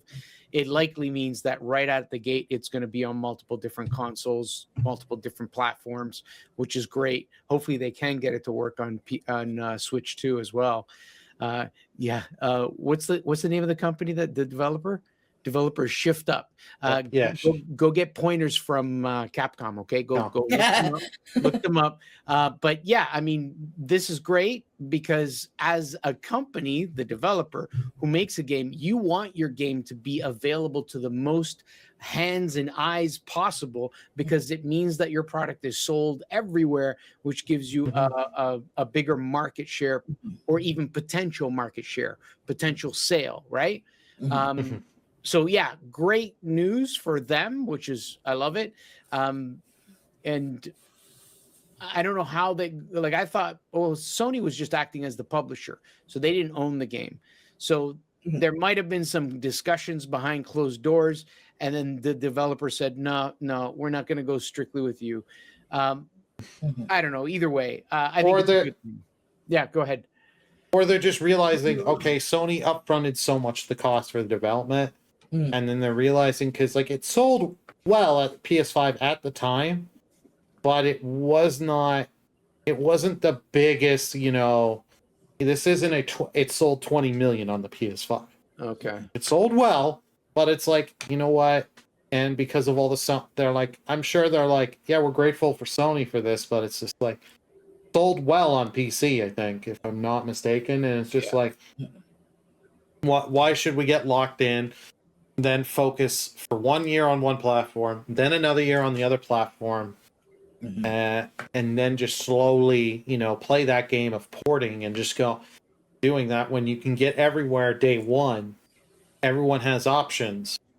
And it's like, yeah, I'm interested to see, and I'm interested to see with what they'll do with Stellar Blade 2, because Stellar Blade 1 was a really, really good action, fun hack and slash game, and it can be difficult, but you've got good difficulty in it. And I remember, I think it used the DualSense triggers well. Okay. It did have that. You had your mini games, you had the fishing mini games, you had side quests, you had stuff, but it wasn't a long game. I think the story is about 15 to 20 hours, in that kind of range, depending with what you do. So it is not this game becomes your life. You finished it. You didn't do a cure like that. Oh, nice, good. No. No. Well, I had no choice. That was one of those games where I was streaming that game, and there was no other game in between. I think there was the one multiplayer game that I played on Sundays, and then it was just Stellar Blade, focused to beat the game, and I was but I was having a ton of fun. Like I said, I only watched it. It didn't attract me to the point where I said, oh, I got to buy this. So for me, Stellar Blade 2 is not really on the table. Is it something you'd get? Oh yeah. If they show in the trailer that they show like some new gameplay mechanics, new stuff, like new mechanics and stuff. I considering how well the first game was, and like the first game, I got it physically because back at that time, GameStop actually had a really good promotion. 3 games that were worth $8 or more, you trade them in, and you got a brand new pre-order paid for. And I had games that were worth like $9, so instead of spending $90, or I can't remember if this was a $101 game, these games cost a lot here in Canada for those people that don't believe me on that. And I have they're pricey here. Yeah. So trading 3 like $10 games and $30 to get a $90 or $101 game, sign me up. Like I did that a lot because I remember that when they had that window in which you could do that. Oh yeah, and the beauty is like you could do it, and you had to do it within. You could do it but there were little things you had to do where it was.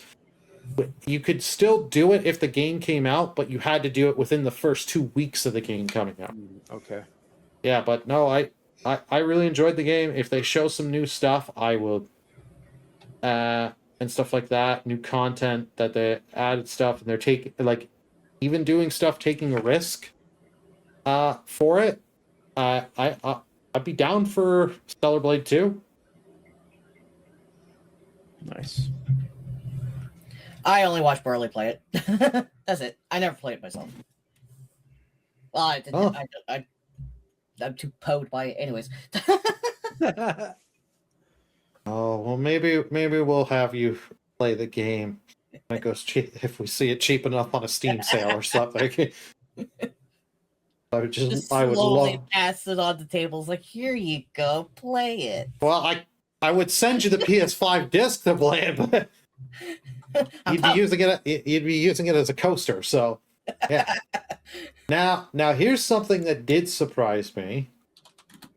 Discord launches Nitro. The Discord has been doing stuff and get you to pay if you're paying for Nitro rewards and stuff like that. I have paid at sometimes for Discord or Nitro benefits. Mm-hmm. You're now going to get Xbox Game Pass. That's interesting. No additional one of the tiers, yes. Yeah, the lowest tier. You're not getting Ultimate or PC Game Pass. I used to have Ultimate. I used to have Ultimate too. If I was getting Game Pass Ultimate for the price of Discord Nitro, take my money right now, because that would be the best freaking bang for your buck. Oh yeah, so hard. Yeah. Oh, yeah. That I don't have to blink. I'd be like, okay, can I buy Discord Nitro right now for a year up front? I would buy it for Merple at that point just to give him just because like. Because you get a Nitro subscription. You get a Nitro. Yeah. Why wouldn't so what you get with this is you get more than 50 games, including Fallout 4, Stardew Valley, and DayZ, plus 10 hours of the cloud gaming. So you can do it on other devices, which hey, not bad. 10 hours is a significant amount. Yeah, that's a good amount. Yeah, so plus if you're a Nitro, you get discounts on some hardware stuff, but it's like, yeah, okay, you know what? Microsoft teaming up with Discord. I know they were trying to buy Discord at one point.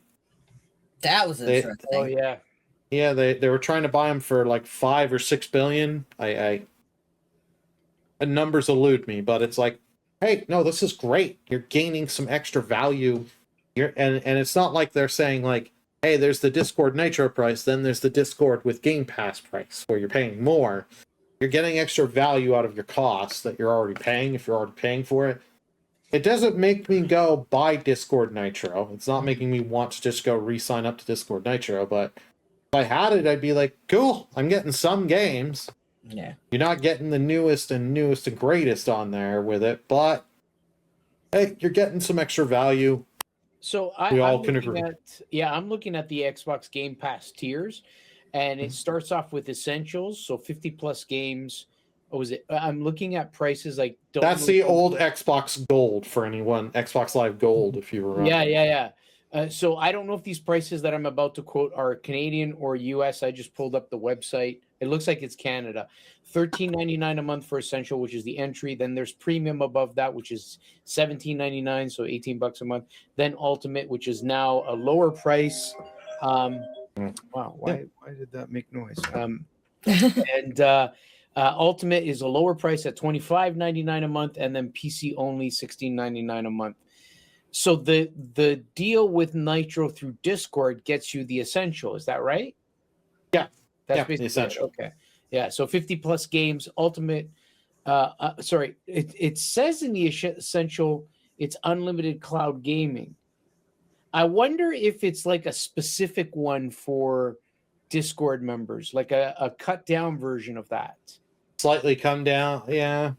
I don't know. I don't know enough. That makes sense. Asha Sharma, please answer. Well, then just give me 1 sec. Yep. Yeah, give me Asha Sharma. What do you mean you can't give me her right now? Do you not know who we are? We are the We Do Podcast. Okay, you have good Saturday too. You have a good Saturday too. Nice. She said she'll call us back.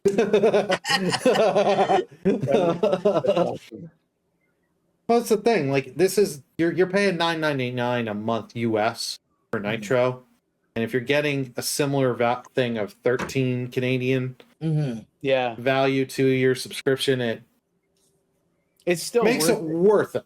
Yeah. It makes more people want to get it too. Because it makes it so they don't have to pay for a subscription twice for the same thing.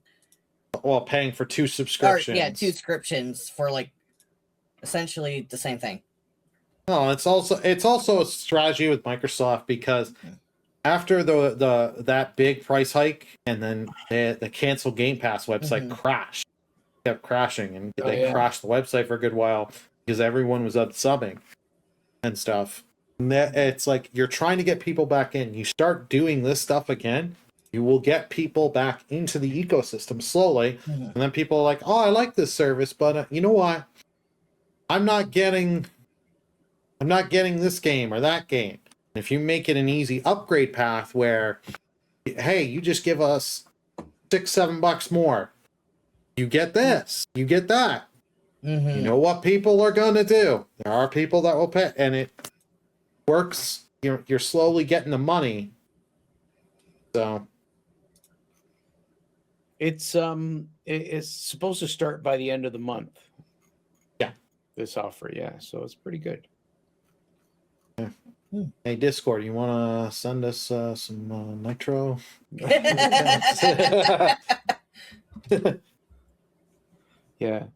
Yeah. So the article says 10 hours of cloud gaming, just like you mentioned. But when I look at the Essential tier on the Xbox website, it says unlimited. So it must be a pruned down version of the Essentials.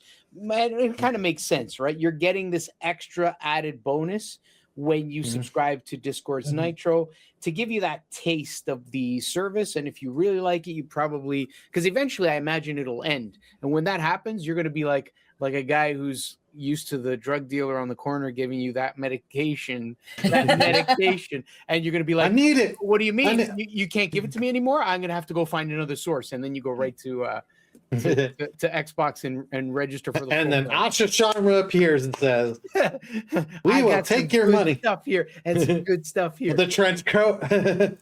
Yeah, exactly. I'd rip this open, but it'd show my skin.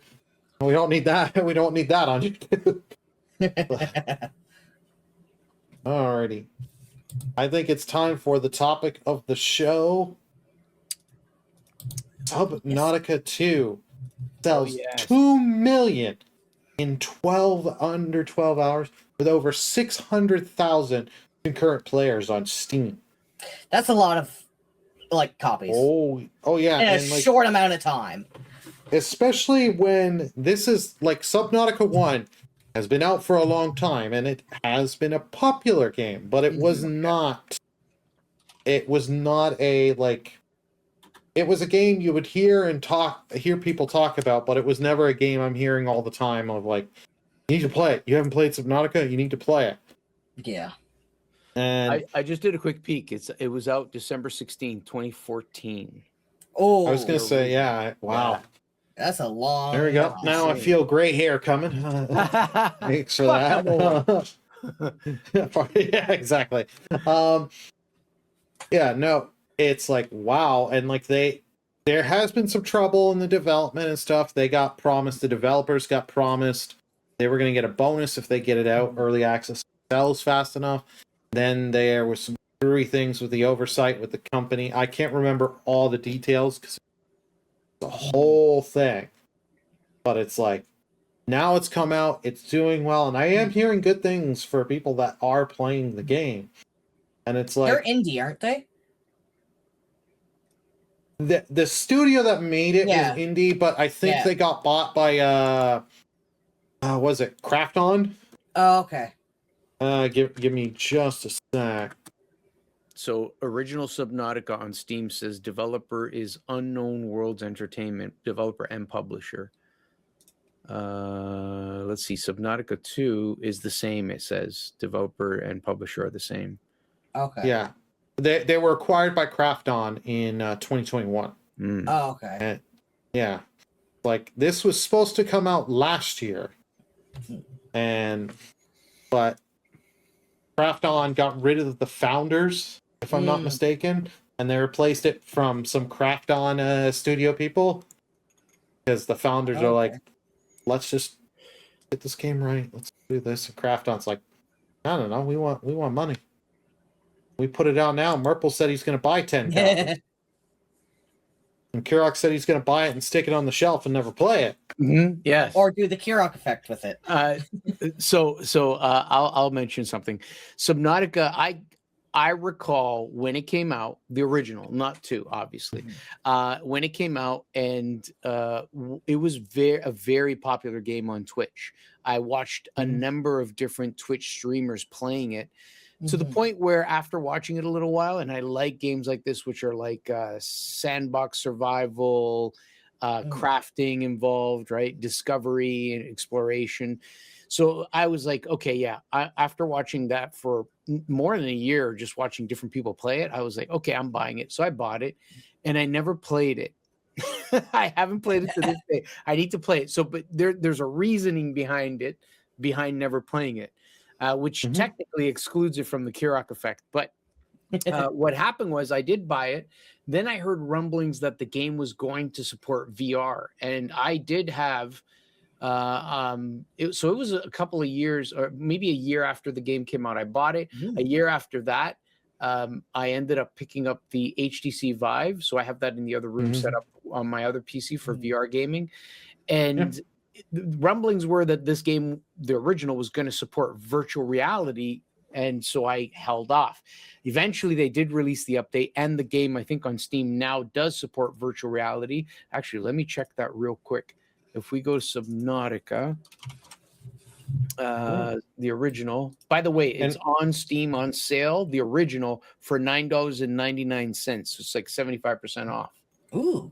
Yeah, and it is VR supported. It is VR supported. And if I look for Subnautica 2, it's not a badly priced game either. It's a $40 game, Canadian. It's verified for Steam Deck, which is sick. So you can play this game on your PC, and you can carry it with you on your Steam Deck and play it around. That's cool. It is not, however, a VR supported game. So Subnautica 2 is not VR. So in my situation, I bought it, never played it, waited for it to get the capability because I had just recently purchased a VR headset. And then I never really went and tried or played it. I have intention to go back and play it because of the fact that you are in 3-dimensional space, underwater. The whole game is, most of the game, I guess almost all of it is in underwater.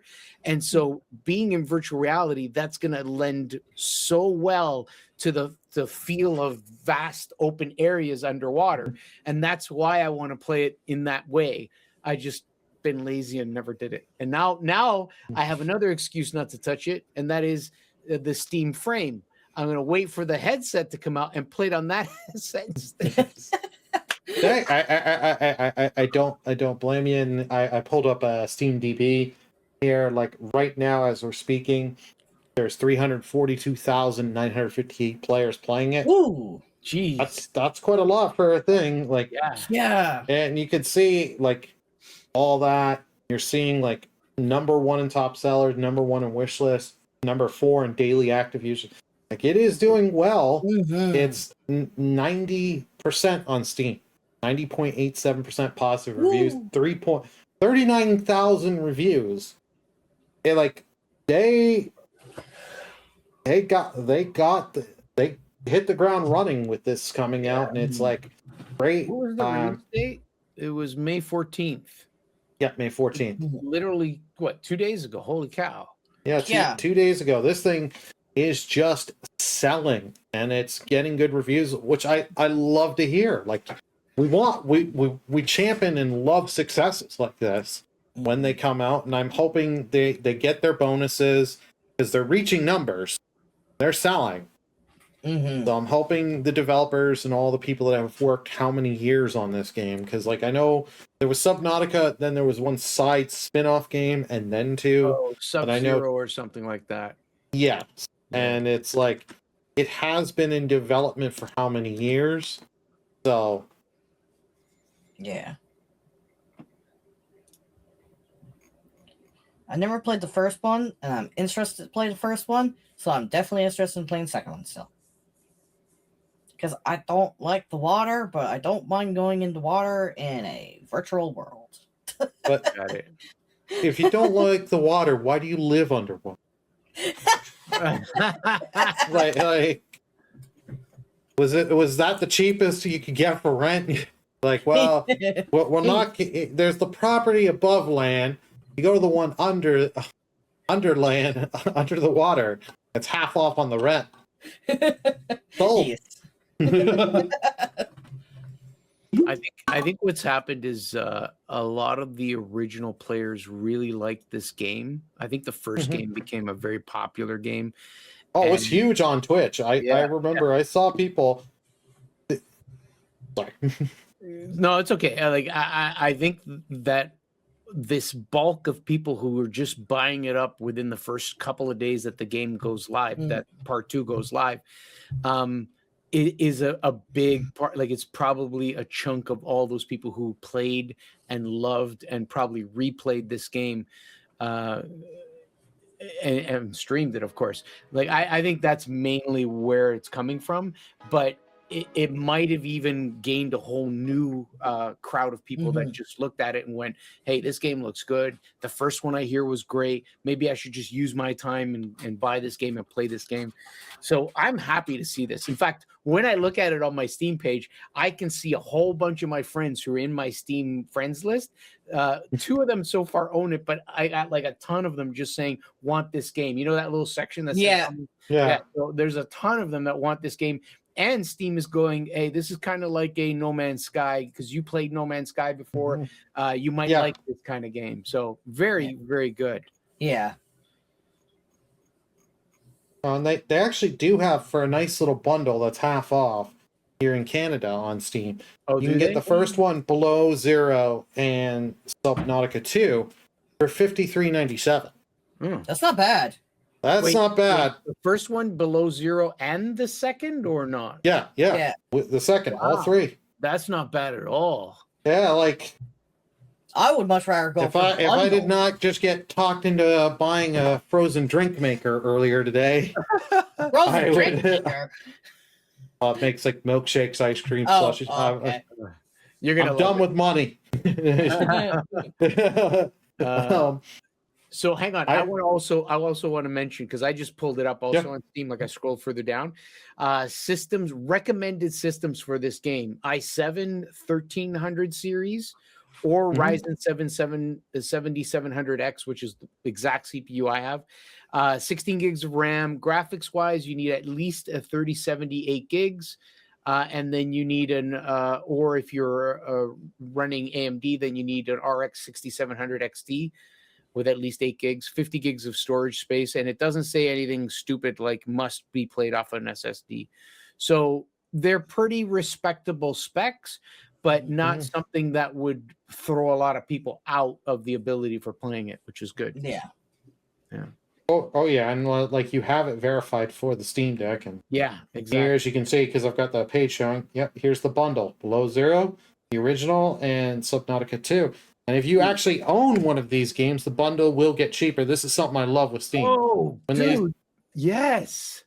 the Sorry, bun- go ahead. so the bundle will get cheaper. So if you want to get two, but you already own, let's say, one or Below Zero, you can go get the bundle there, and it won't be this price for you. It'll be cheaper. Mm-hmm.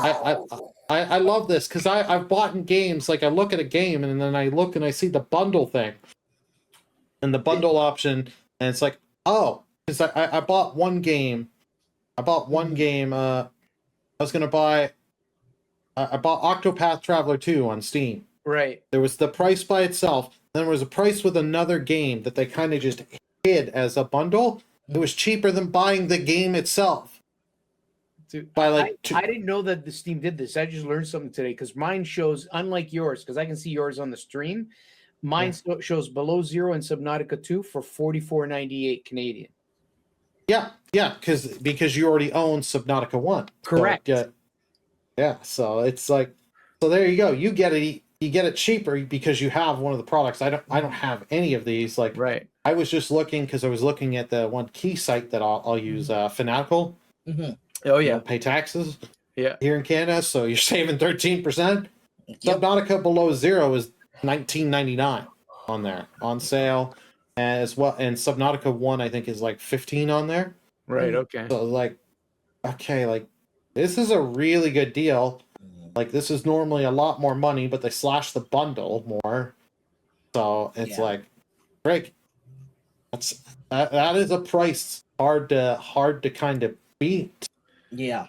Yeah, like I have friends and like it tells me you've put this much time in Repo and Lethal Company.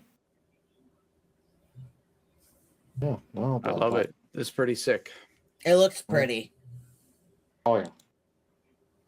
Well, it looks pretty. And you get the nice calming under the sea where nothing ever bad happens in the sea. There's no as I'm mining there, my colleague gets taken by a squid or whatever sea monster. See, Murple just wants to give you a hug. Nope. Yeah. Have a bunch of jump scares. Oh, it would.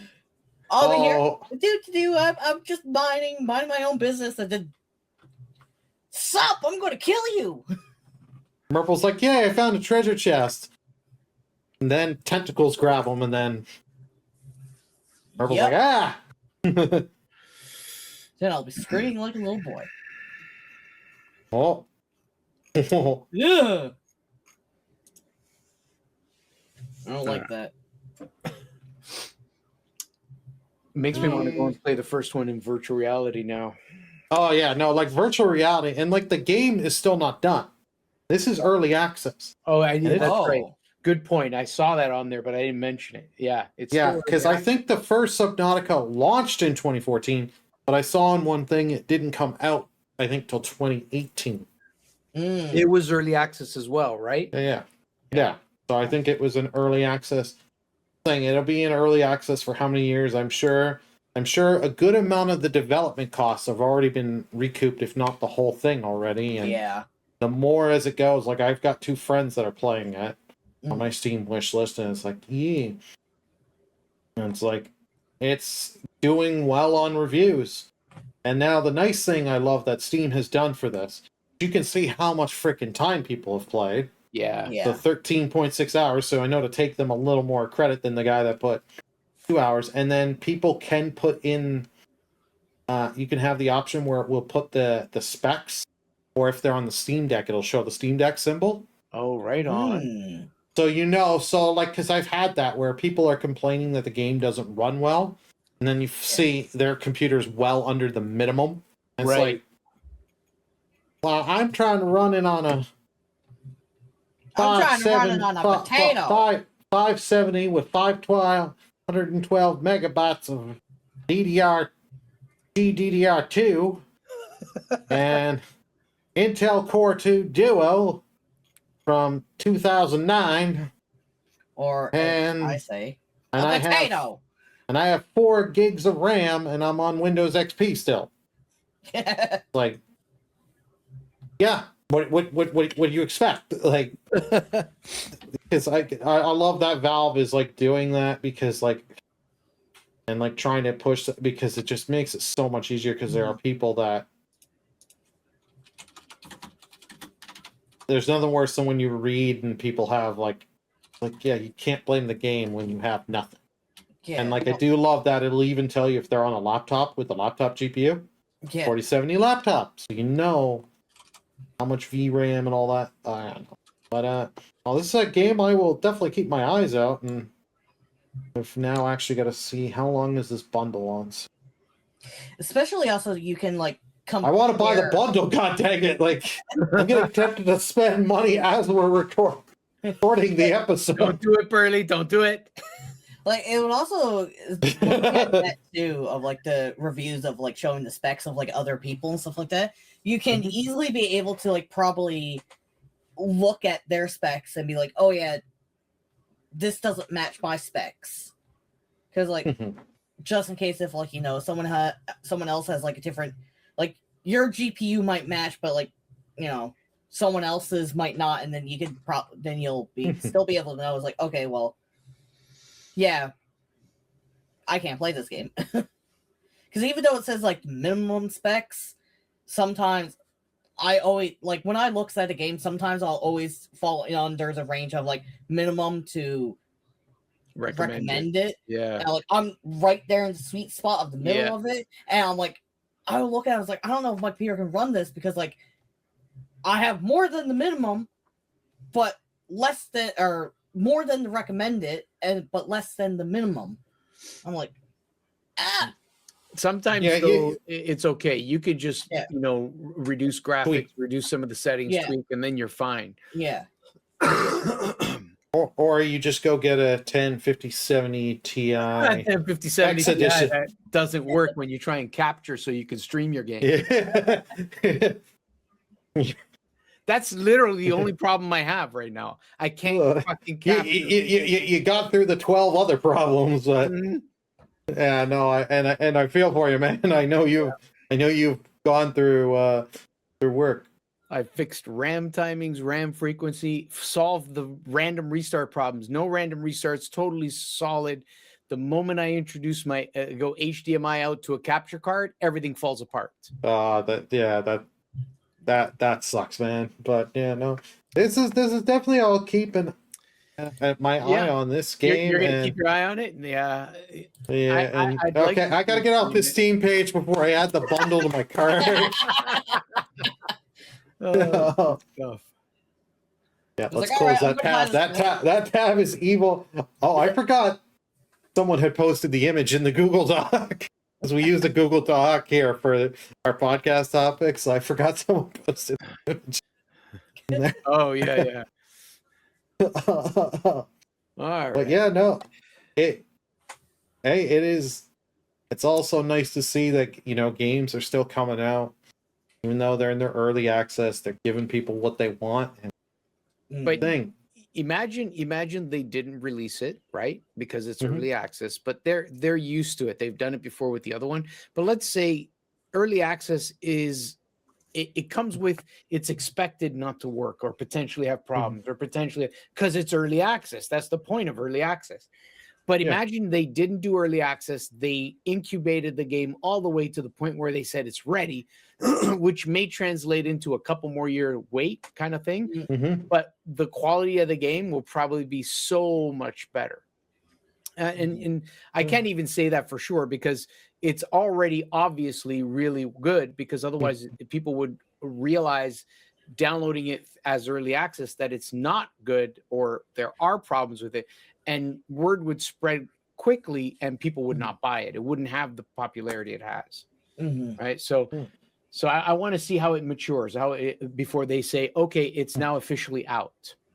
Well, I think with this, like, you go for these kind of survival games, early access, you can get the feedback from your player base of what they want more of. Yeah. And you can test ideas, because you don't want to, like, just shooting out fake numbers here. Mhm. You don't want to do this kind of mechanic where you're going to spend $2 million integrating it into the game, and it's not something people want. People are like, "Nah, I don't want to have this kind of element here." You can test with people. They can play it. They can try it and be like, "Yeah, I like this," or Mhm. "What are you smoking? Why are you trying to put this in this kind of game?" Like, Yeah. why are you trying to put loot boxes in? I'm not saying they're doing that, but just the kind of stuff they would and could do. Cool. All right. Anybody got anything else on Subnautica 2? No, I'm good. Water still terrifies me. Yeah. Well, now will they do the Steam Frame Subnautica 2 edition? I know, and that one will come with a bucket of water that when you go underwater, it just goes all over you. Yeah. No, it's got the attachment on it where it'll spray water in your face. In your face, yeah. Oh God, that would freak out Burley. Oh, freak me out. Freak Merple out. Oh. yep. Sorry, I meant Merple. I said Burley, but I meant Merple. Oh, it still freaked me out. I'm not gonna lie, but there we go. There's a future video idea coming aboard here. Stay tuned, people. But yeah, I think that's good for the main episode here. We do have some future content in that we are got going. We have the weekly We Do watch list that Kirak does. Oh, yeah. And if you watch the latest episode, yeah, it might make you hungry. I like it, tastes like chicken. That's all I got to say. that was, and then also his interpretation of Batman's voice. Oh yes, that was comedy gold. And that's all I can say. Comedy gold. Yeah, and then we do have some reviews and stuff coming. Unfortunately, because Fry is sick. We're eventually gonna meet up, him, and Merple, because we did play Kiln together.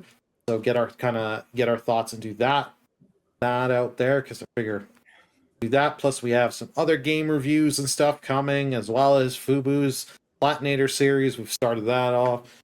Got more of those coming, as well as Merple and Fubu running down the PS Plus drops. Mm-hmm. I would say we do one on the Nintendo drops, but when you get one of those every quarter and get 2 games, yeah, is it worth doing a video? I guess it depends on the game. True enough, but we'd love to hear from you all on the comment section, for whether just in general or any of the stories. Love to hear from you all. We do all check the comment section from time to time, so you'll get responses from us at different times, because we have 4 different time zones. So kind of it's just like, hey, which one of us is up at that time? Looking at the comment section. Yeah.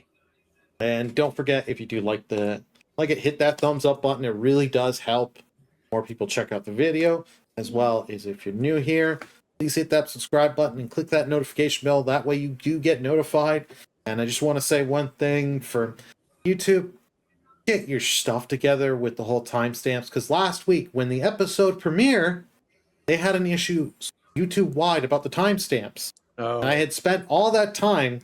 I do the timestamps. I threw it in a pinned comment so that way people knew, hey, this time for this story and stuff like that. So I'm hoping when episode 9 goes up, it's working again like fine. But yeah, if I do notice it not working at first, give me a little bit, because these episodes usually come up when I'm on lunch, so I'm not always near a computer. But we will have you the timestamps for you. Alrighty. Okay. And that's the show. Thank you all so much. See y'all next time. Take care. Bye, guys. Bye.